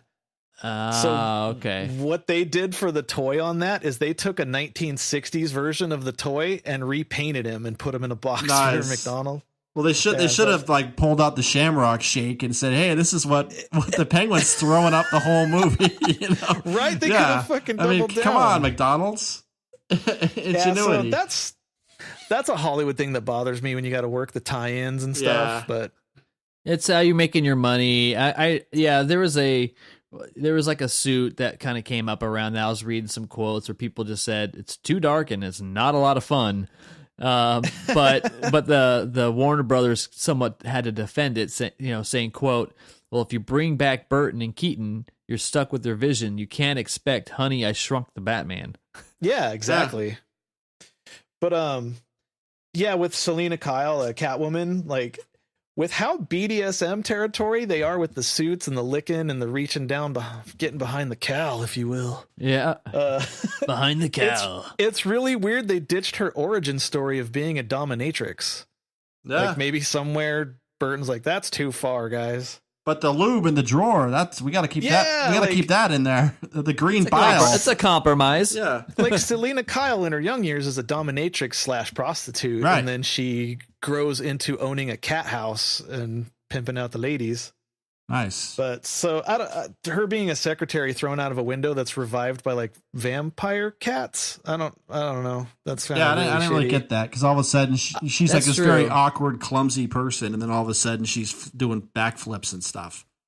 Yeah, where's that transition? Like, what happened? Yeah, like the cats installed firmware from their mouths and her bleeding sores. It was really fucking weird. Even as a young Matt, I was like, what the fuck is that? Yeah. Where can I get those cats at? I wasn't mad at the Cobblepot change in origin, but this one was like, come on, guys, what are you doing? I mean, they definitely went for the sex appeal, though. I mean, that's... Yeah, because when she gets back home and it's like a coming of age in like 3 minutes where she smashes all of her kid Barbie bullshit. Yeah. Puts all her stuffed animals, all the stuffed animals in the trash compactor, the garbage disposal.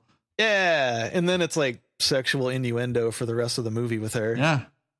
Well, whatever. So I mean, while I appreciate that Tim kind of took extra creative liberties on his style with Penguin and all that kind of stuff, it still was kind of in the same pocket as the first one, which I kind of appreciated. I also also forgot about Christopher Walken. That was interesting. Yeah, he's pretty cool. His that Andrew Jackson haircut. Haven't I seen you on a $20 bill? Yeah. Right. You do see a good Bruce Wayne for a minute when they're in that meeting and he's talking about the power plant, which he's not going to fund. Yeah. Like that was some good Brucing at that moment. Yeah. So, I mean, the movie clearly didn't do as successful. It was kind of like the Tim Burton's version of Temple of Doom to Raiders of the Lost Ark. I mean, obviously, I get the feeling that this was intended to be heading towards trilogy territory. But clearly didn't go that way. It was going to until they got flack from the McDonald's. It had a big part of fucking this whole thing up. Thanks, McDonald's. It's definitely a lot more Burton than the first Batman, though. Oh, you know. So they were like Warner Brothers was on with the Dark Vision. They hired one of the writers from Cape Fear for this. Nice. It clearly worked. Yeah. Remember the scene in where the Penguin bites that dude's face? Yeah. Or bites his nose off? Yeah, right.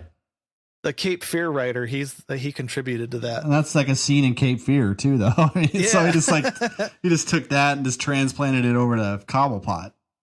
Yeah, I think everybody's performance was pretty solid. Yeah. Danny DeVito was really good in it. I mean, he's just grotesque. Michelle Pfeiffer might have been weird, but I might have been distracted by her suit. Yeah. Good casting. Yeah. Yeah. But so I mean, same vein as the first one, what were some of the highlights out of it for you guys, just in general for just the whole Batman universe? Just the overall darkness. Again, I liked how they kind of focused on the villain. Like you don't really see again like Batman that much, so you're getting to know the villains a little bit more, which I'm okay with that. It's not a big deal to me. I'm fine with that. Yeah. Yeah. They brought back Danny Elfman for the music. I thought it was a little more true to Burton than anything else, just in terms of the gross out stuff or the kind of twisted factor. But it's just like, I'm sorry. Yeah, I mean, it's not a horrible follow up movie. So those come later. We're getting to those, kids. What are you feeling, Matt? What did you like about it in the end? I like the dark Christmas theme. I think they were the first ones to really do it. Good point. Like, I think he was the first one to like create, the fucking maker of A Nightmare Before Christmas. Like, he's a lot of media afterwards has followed that. Even that game, The Division, is followed in the dark Christmas footsteps. It's kind of his trademark, right? Yeah, it's a really cool just setup. Like, there's something inherently weird with some Christmas music with all the bells going in the background. Yeah, it's really, it really transitions from happy to horror pretty easily. Mm-hmm. I liked how he was basically like Burton unhinged. Like, they just gave him a paycheck and said, have fun. Yeah. You can totally fucking they tell. spent more money and it shows. They're like, why is this guy ordering like 10 barrels of green ooze, like, or bile? What's going on here? Yeah, it definitely looked better with the practical effects. Yeah.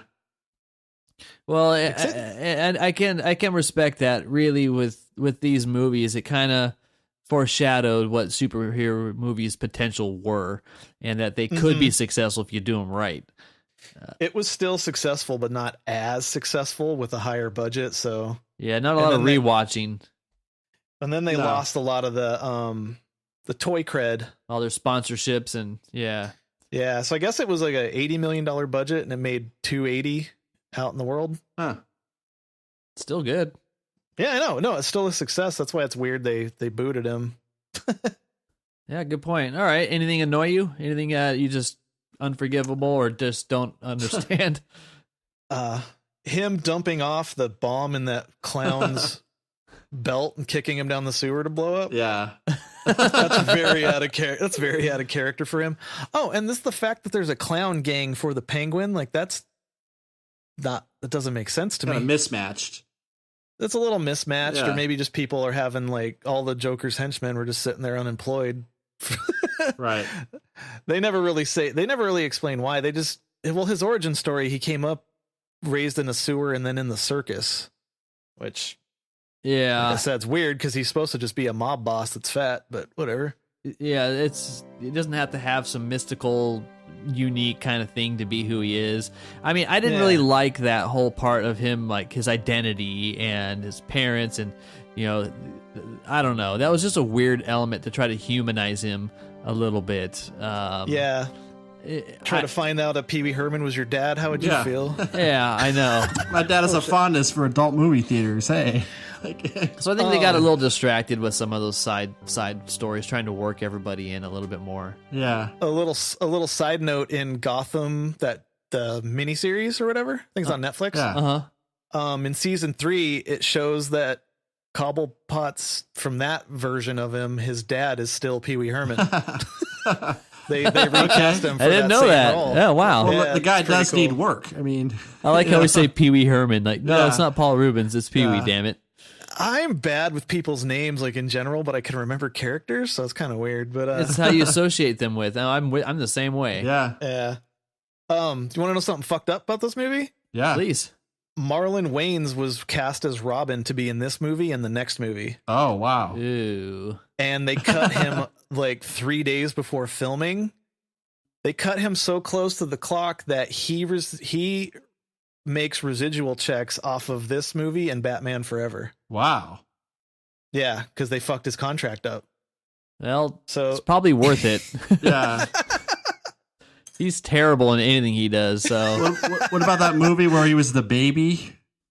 Remember? Oh God. What's it called? I don't know, but where he's like the big head baby and it's awful.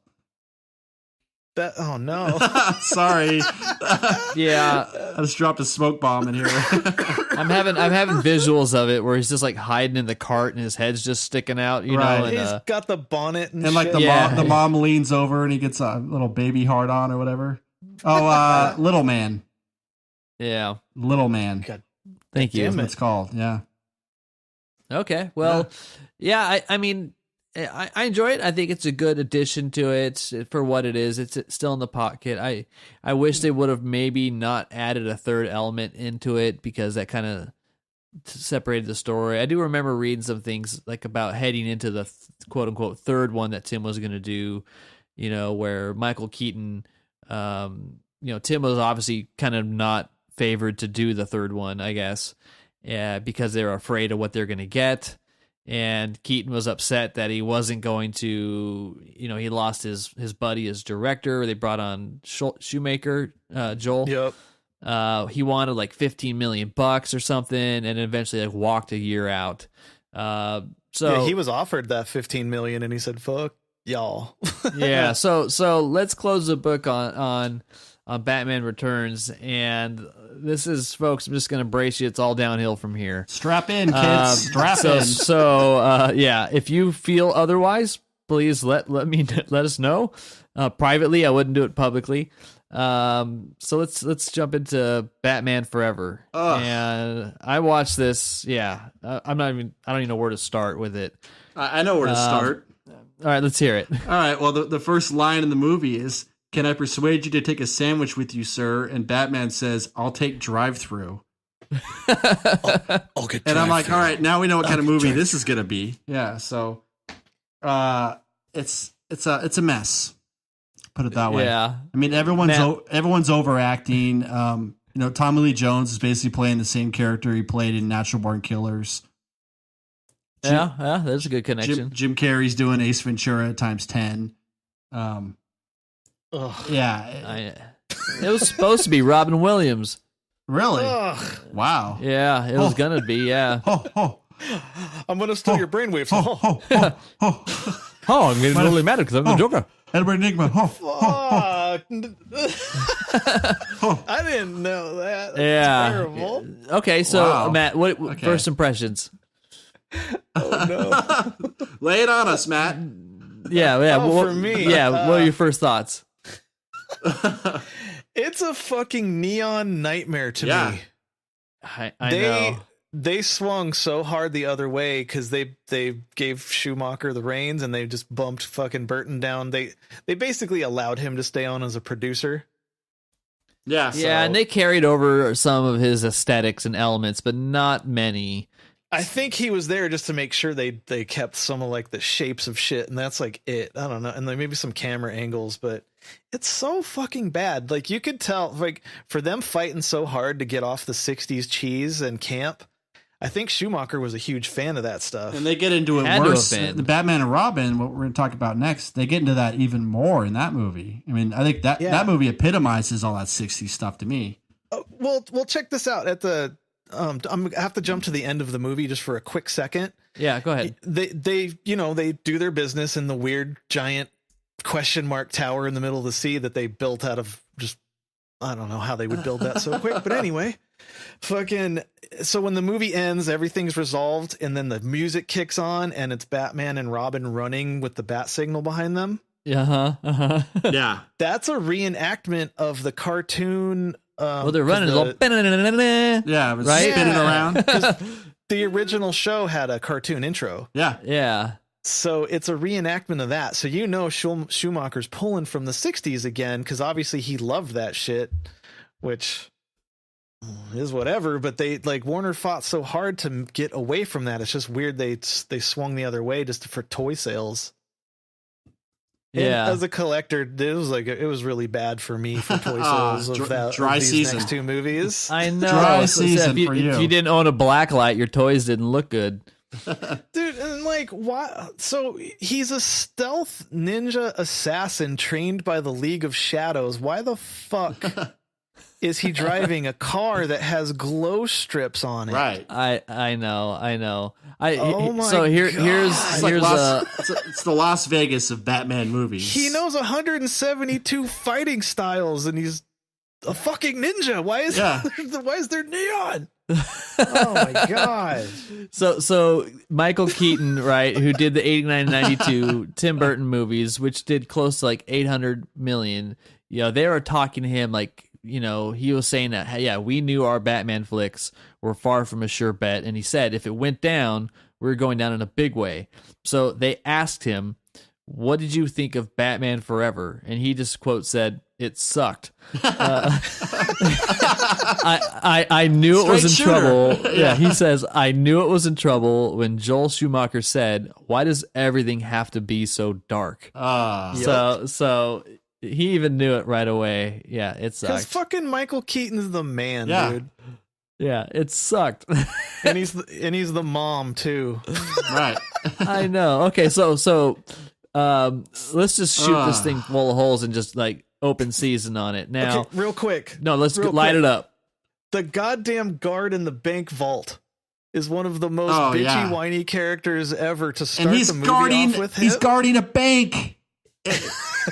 But this movie, really this movie's all like tell and show. It's like everything that happens, they have to explain it as it happens to them. So he's like, my shoes are melting. It's like, yeah, we know because they poured acid in the fucking thing. And it's like, you have to tell us, you know. Like, it's boiling acid. Right. I remember whenever age I was when this fucking nightmare came out, I was in the theater going, "Oh no!" I think when I watched it again. When I watched it again, I was like, I don't remember watching this. And I think it's because I repressed it from my memory. And then, you know, watching it again opened up these memories again. I just don't remember liking this one or the next one at all. Oh, no. Wait, now, yeah, I think that even happened to me as well, because I don't remember like the crotch and ass shots when I watched it, when like he's suiting up and then it's like close up to the crotch, close up to the ass. Then the bat nipples, and then he like takes off. You know, it's like, wait a minute, why is that necessary? Right. It was weird. You fast forwarded one piece. I don't think the ass is until the next one. It did go it went nipples. It went like legs, nipples, legs, crotch, nipple. Okay. The ass is the next one. You're right. What do we think about Kilmer? How do we feel about him? I think he is an okay Batman and a terrible fucking nightmare. Yeah, he's very clunky in this movie. You know, he's just, I don't know. I feel like he was fucking held hostage by everything going on. Yeah, I feel like he was set up to fail. Like there's nothing he could have done. Because the creator of Batman said Val Kilmer was the best version he's seen on screen to date. Wow. At that time, obviously. Yeah, like he encapsulated everything he envisioned as a live action Batman. Huh. I mean, I thought that, there's a lot of scenes where the bat suit was played a big role in how restrictive the performance was, because you couldn't turn your neck. Yeah. It was like upper torso only. It's like I mentioned bat robot.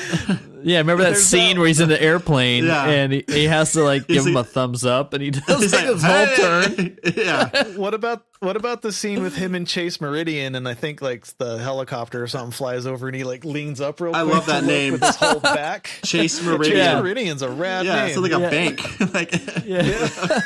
or a law firm or something. Yeah, he does like the Neo move, right, just to look at it. Right. Yeah. Dude, and Tommy Lee Jones is the worst Two-Face that ever has been. God. Two-Faced. Like he was chewing the fucking scenery so hard. He was just, it seems like he was upset that he wasn't the Joker. Yeah. Yeah. He almost burned that to the ground. He had to have been doing a lot of blow in the trailer before like every shot. Totally. The whole movie does look like a cocaine nightmare. Yeah. And yeah. We feel bad about ourselves just talking about this, don't we? Oh man, I had to take a reprieve because I just remembered like the Riddler is just Ace Ventura, and I'm not a fan of those fucking garbage piles either. So yeah, sorry, Dylan. It did nothing for me that he just brought that horrible shit into something that I'm trying to enjoy. Right, he was a giant part of. Oh my god, it was just very annoying. You know, Jim Carrey as a whole is fucking annoying unless he's in a serious movie. True. Yeah, and now that he's all woke welcome now. Yeah, he's all woke. Hashtag woke. He was another part that wasn't really necessary, and like it was a bit of a stretch just to like assume everybody was that dumb and they're all going to buy your little video game device and they're all going to you're going to take over all their minds, and like it was just such a fast stretch for like a new character. I always think it's kind of amusing that you start off with a person and then they're created into a villain, and then they instantly like got a jumpsuit and an alter ego, and they're like how quick they develop themselves, and a giant steel tower in the middle of the ocean. Yeah, it's like, wow, that was quick. Yeah, it was kind of ridiculous.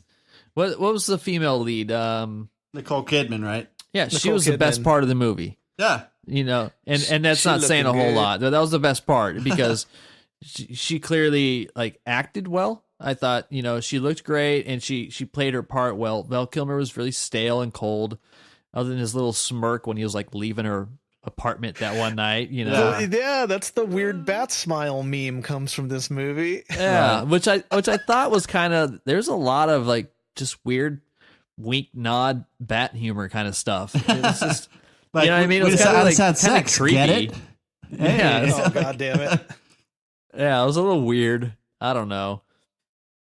Yeah, the entire thing was just made to push toys. You could totally fucking tell. And then we get the Robin, right? Is he in this one? Right? Yep. Yeah. That's where they get introduced to him. Yep. Two-Face kills his parents. Yeah, while the they're circus. On the Grayson. They're trying to do.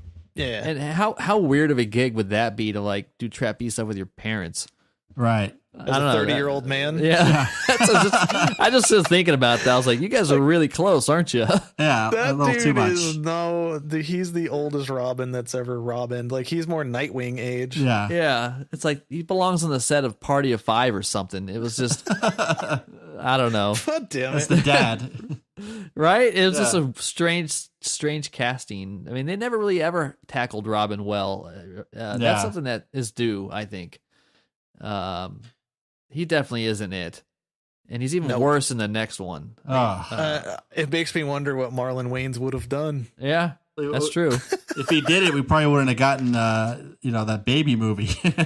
Hey, if you guys want to laugh your ass off, go back and watch it's probably on the DVD, but you can find it on YouTube of the special features of them like being interviewed about making this movie and how they're changing lives and blowing minds out there. And like, the PR, all the junkets and everything. Yeah, dude, I watched one of those today before we got on, and I was like, you motherfuckers are clueless. Drinking the Kool-Aid. Yeah, it's really bad. What are you gonna do? They made a bunch of money, so fuck them. So, what did the movie get right? What did it Nothing. do? What was redeeming about it? Anything? Fuck. Dead air. Alfred? Alfred? Gotham looked good. Yeah. Yeah. Gotham can have neon lights all day for all over it. It still looks good with the old ass fucking old timey structure buildings behind it. As long as they hold that true, I think it's good. Yeah, so Gotham was good. I thought what Nicole Kidman was. She didn't play Vicky Vale. She played some other gal, right? Chase Meridian. Chase. Yeah, that's right. That's right. She was half good because she falls to the super damsel in distress, but she shows that she can like fight earlier. Yeah, I don't know. She's sassy. Well, there's a straight line. She's like, "You just wait till Batman gets here." Right. You're like, "Oh God, come on." Yeah, I know. Whatever. After all these movies where like women are finally kicking some ass, you go back and see all those kinds of things, and you're like, yeah, I don't know, that's just not good. Yeah, you gotta wait for Alicia Silverstone. I mean? No, I know. Oh, thanks. God. Yeah, just pause real quick on the record. This isn't easy, folks. So we're doing our best to get through this. It's a rite of passage to get to modern Batman. So hopefully you're enjoying it. But anyways, back to this. Okay, so thank you for listening. Yeah, thank you for listening. So I can't think of any other highlights in this movie at all. I really can't.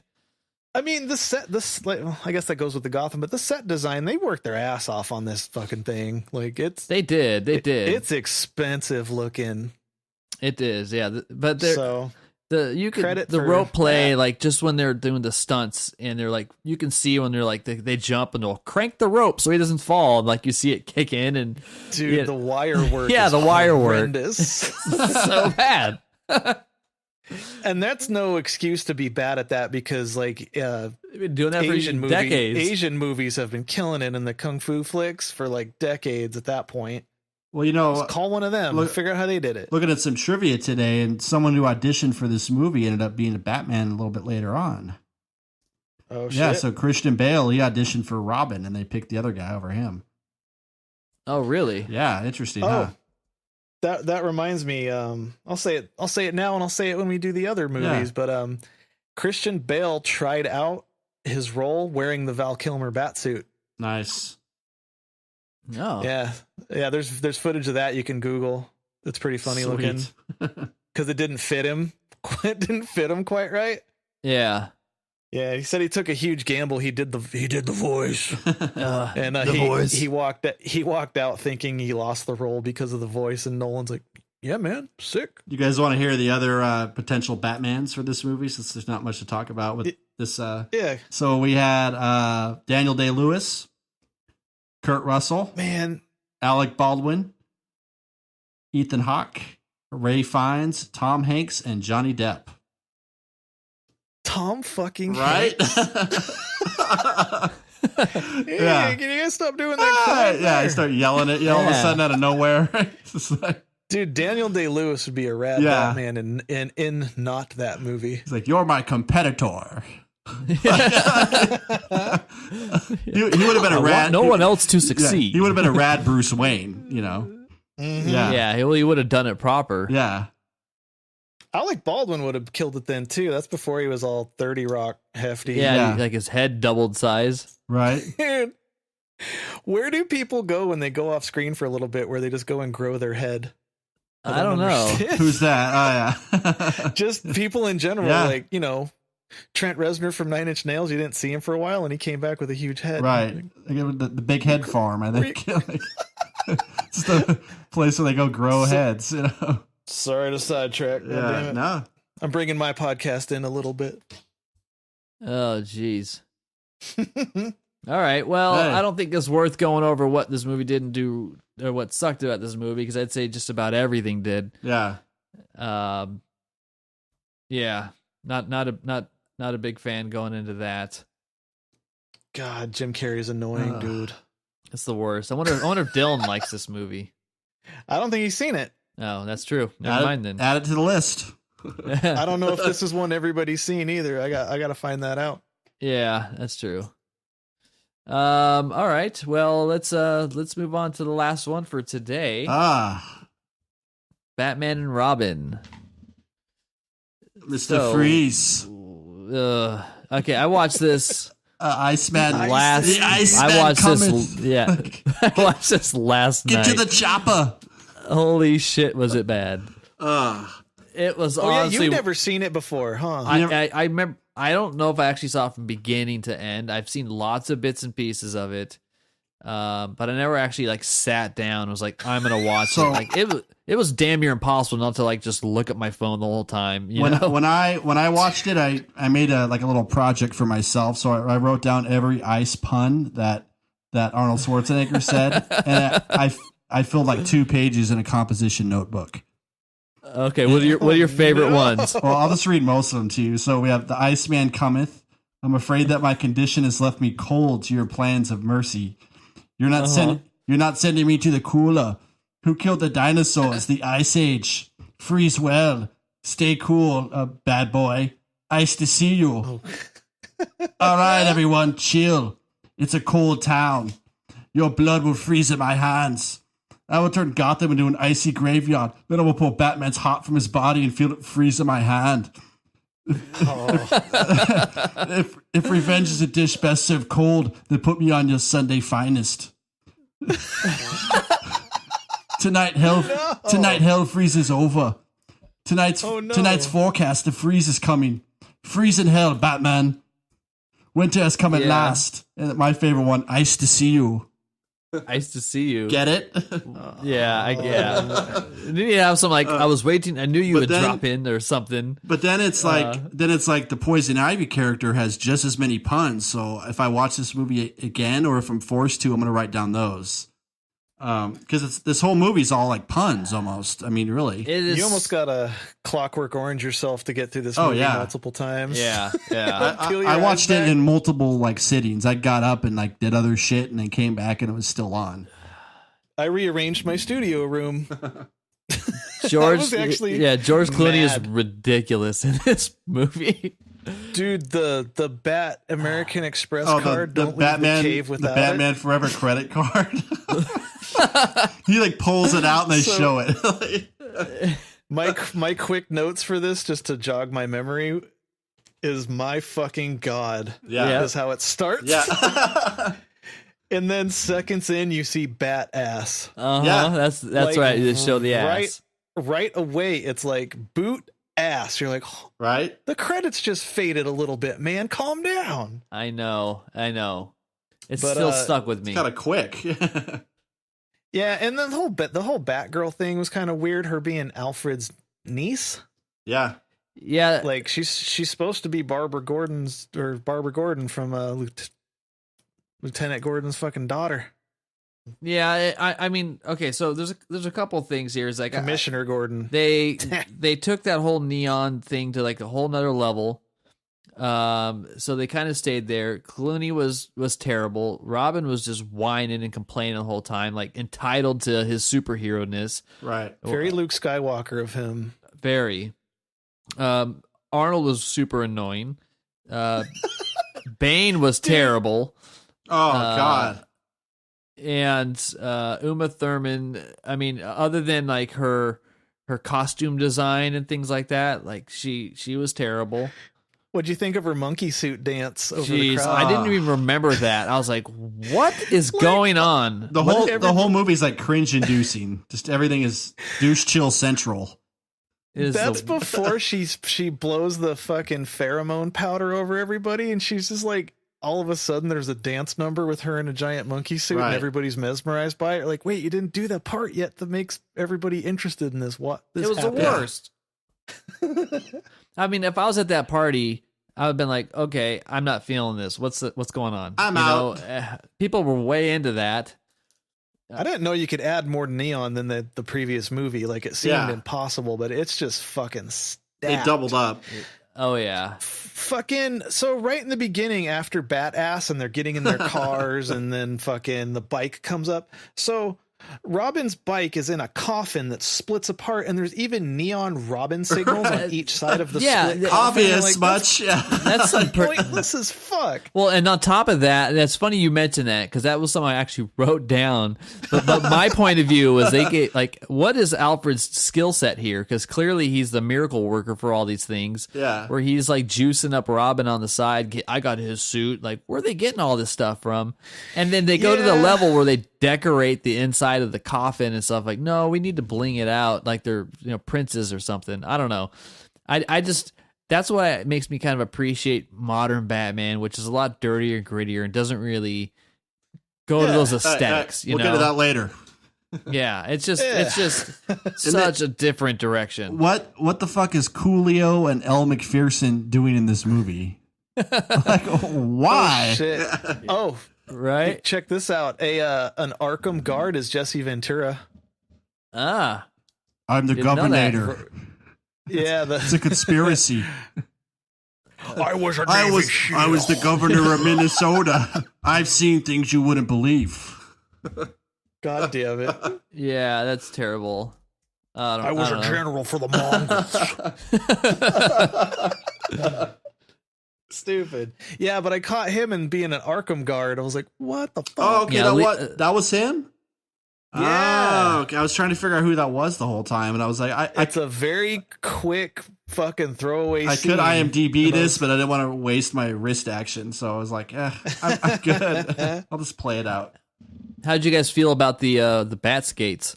Oh, dude, they just happened to wear the ice skate boots that night. Good call.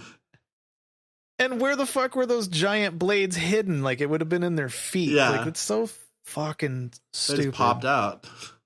Yeah, but Alfred, for real, we'll go back on that point. Alfred they never showed him like they do in the newer movies of him actually working on shit. And he's just like, oh, here's a fucking Batgirl suit. Here's it's just out of nowhere. He's like sewing in the background. He's like putting it all together. And he's just fucking dying. Like he's dying that whole movie. He's got McDonald's disease or whatever that made up bullshit disease was. Whatever.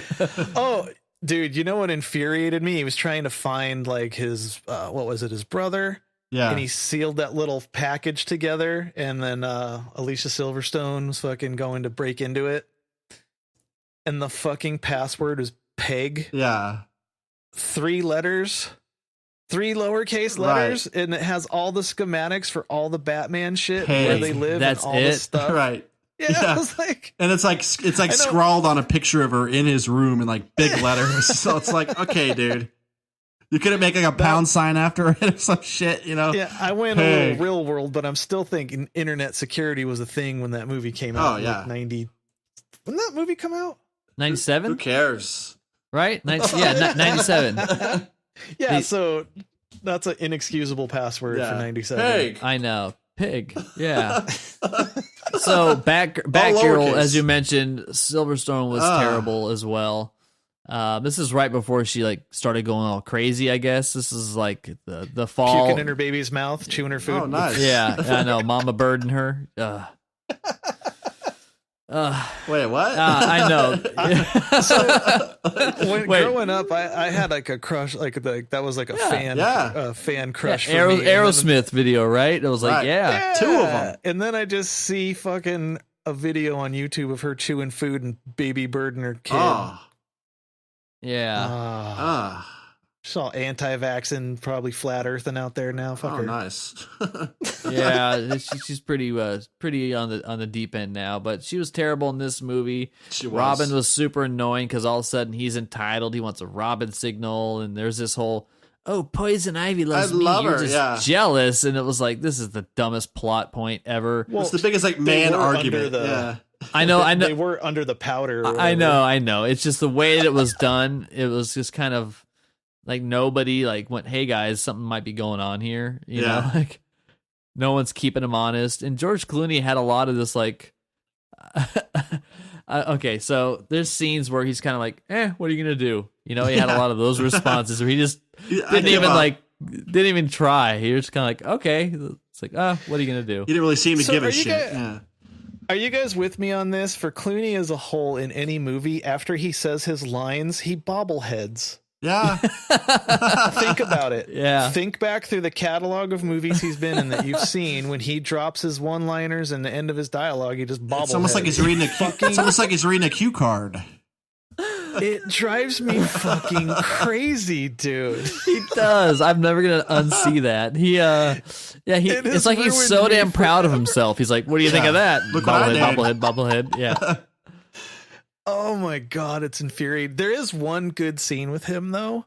It's when the credit card. Alfred's laying there dying. And he's having like a feels moment with them, and he's like, I love you, old man. And then, no, it is I that love you, or whatever. That's actually pretty good acting and shit. Yeah. You can see like this motherfucker comes from some shit. I'm a shed a tear. He didn't bobblehead after it, and that's an instant I love you, win. old man. Bobblehead. It's this weird little, and he looks like he just came off the set of ER. Like they didn't change anything, you know. No. Fuck. Yeah. Awful. So I know that this movie is. I mean, okay. Before I say this, Bane also. How bad was that? Now, was that how he is in the comic books, or he's just like a moron in this movie? He's way smarter than that. Yeah. He's like a proper villain. Yeah. In the comics, he does do the venom to juice up, but oh my god! And them lightly kicking out his tube, and then he's just ended. Yeah, that was it. Remember that? I know. I think that was the lightest fucking tiny kick. They didn't know how to get out of it. Oh my god! If that's your existence of being a giant potion venom man, like you probably want to tighten that tube down a little bit. Yeah, that's a little bit. That's a liability going on there. So it fell out so easy. Like he could have got it caught on a handle, and he would have been just done. He would have been defeated forever. Two little things about this movie with Clooney is one thing is that he's been known to refund people who've seen it, like give them. And then another thing is that like that suit he had was so hard to get out of that I guess he pissed in it a couple times.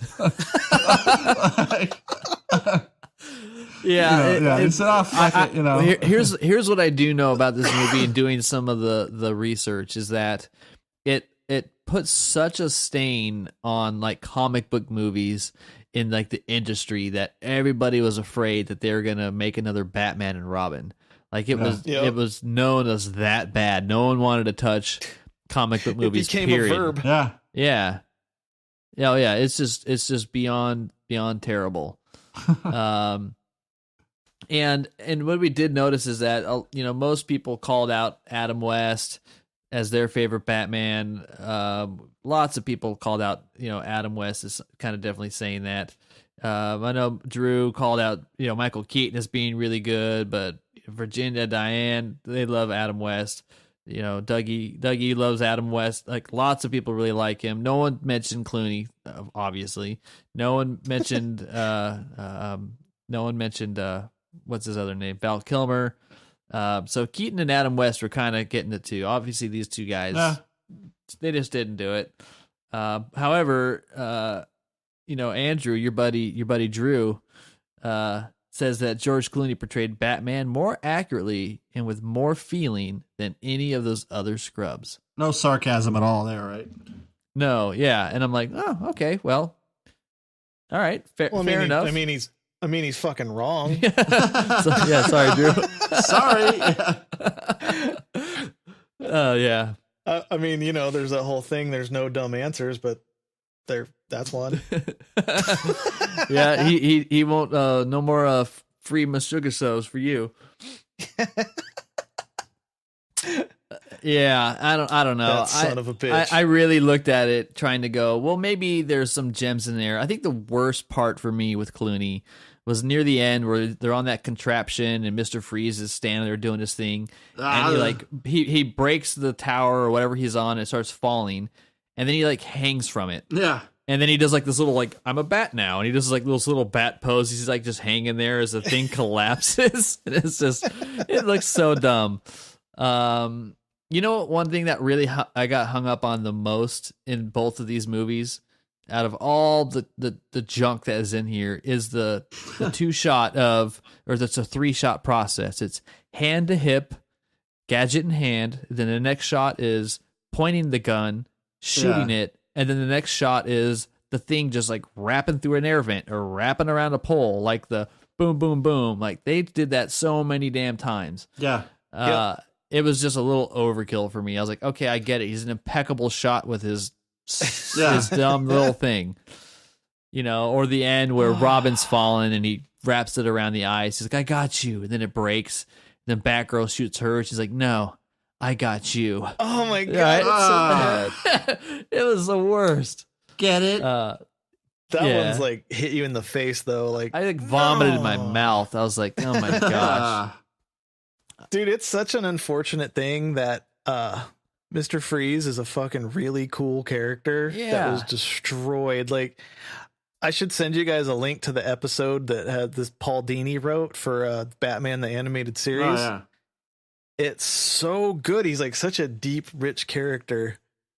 And then he just gets shit on mercilessly for fucking 2 hours. And so, I mean, really, when you look back at what we have, we've seen the Joker done again several times.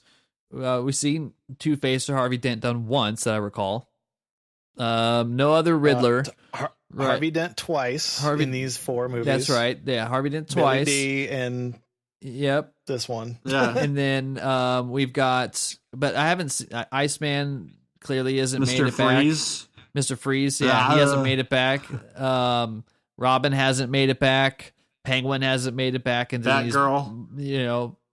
They did the show with her, right? Oh, Didn't they do a show? Or is that, am I thinking the Superwoman? What about Chase Meridian? Well, no, Supergirl. Like Penguin's like the big part of Gotham. Yeah. That show. Yeah. Okay. So in that series, but in the main movie franchises, these characters really haven't been addressed since. And they're Bane. Yeah, Bane has. I would love to see a modern take on Mr. Freeze or a Poison Ivy or a Penguin. It'd be pretty cool to see. Yeah. What would have been really cool in these cheesy ass ones would have been the Scarecrow. Yeah, that's true. Scarecrow with his whatever potion stuff he uses would have been like probably some pretty over the top garbage to make fun of, but it would have looked cool. What about you guys know who Grundy is? Yeah. Grundy would have been cool, right? Yeah, he would have fit along with this stuff. Dude, did you know that Mr. Freeze suit on Schwarzenegger weighed like 75 pounds? Jesus. It looks like it. Yeah, dude, it's a pretty cool pretty suit. Bulky. Looks very constricting though. Like his first moment on camera, you're like, all right. And then he talks like, yeah. Now I kind of miss the Bat voice. Right. Yeah. It's just like the Ocean's 11, same like cuteness with the little eyeliner and everything. And you're just like, I'm not buying this at all. Terrible Bruce Wayne too. I wasn't really buying it. Just didn't look the part. I don't know. It's pure trash. Yeah. It's bad. It's a piece of shit. Well, I don't know how many different ways we can say it, so I figured we should. I think Joel Schumacher apologized for it. He had to have. He's made some great movies. Well, but after this movie, it was like Silverstone, never heard from her again. Chris O'Donnell, never heard from her again. Schumacher, I mean, it's almost like it's a cursed movie for a couple people, Yeah. I mean, and honestly, like they wouldn't revive the franchise for how many years? Like 7 years, 7 years.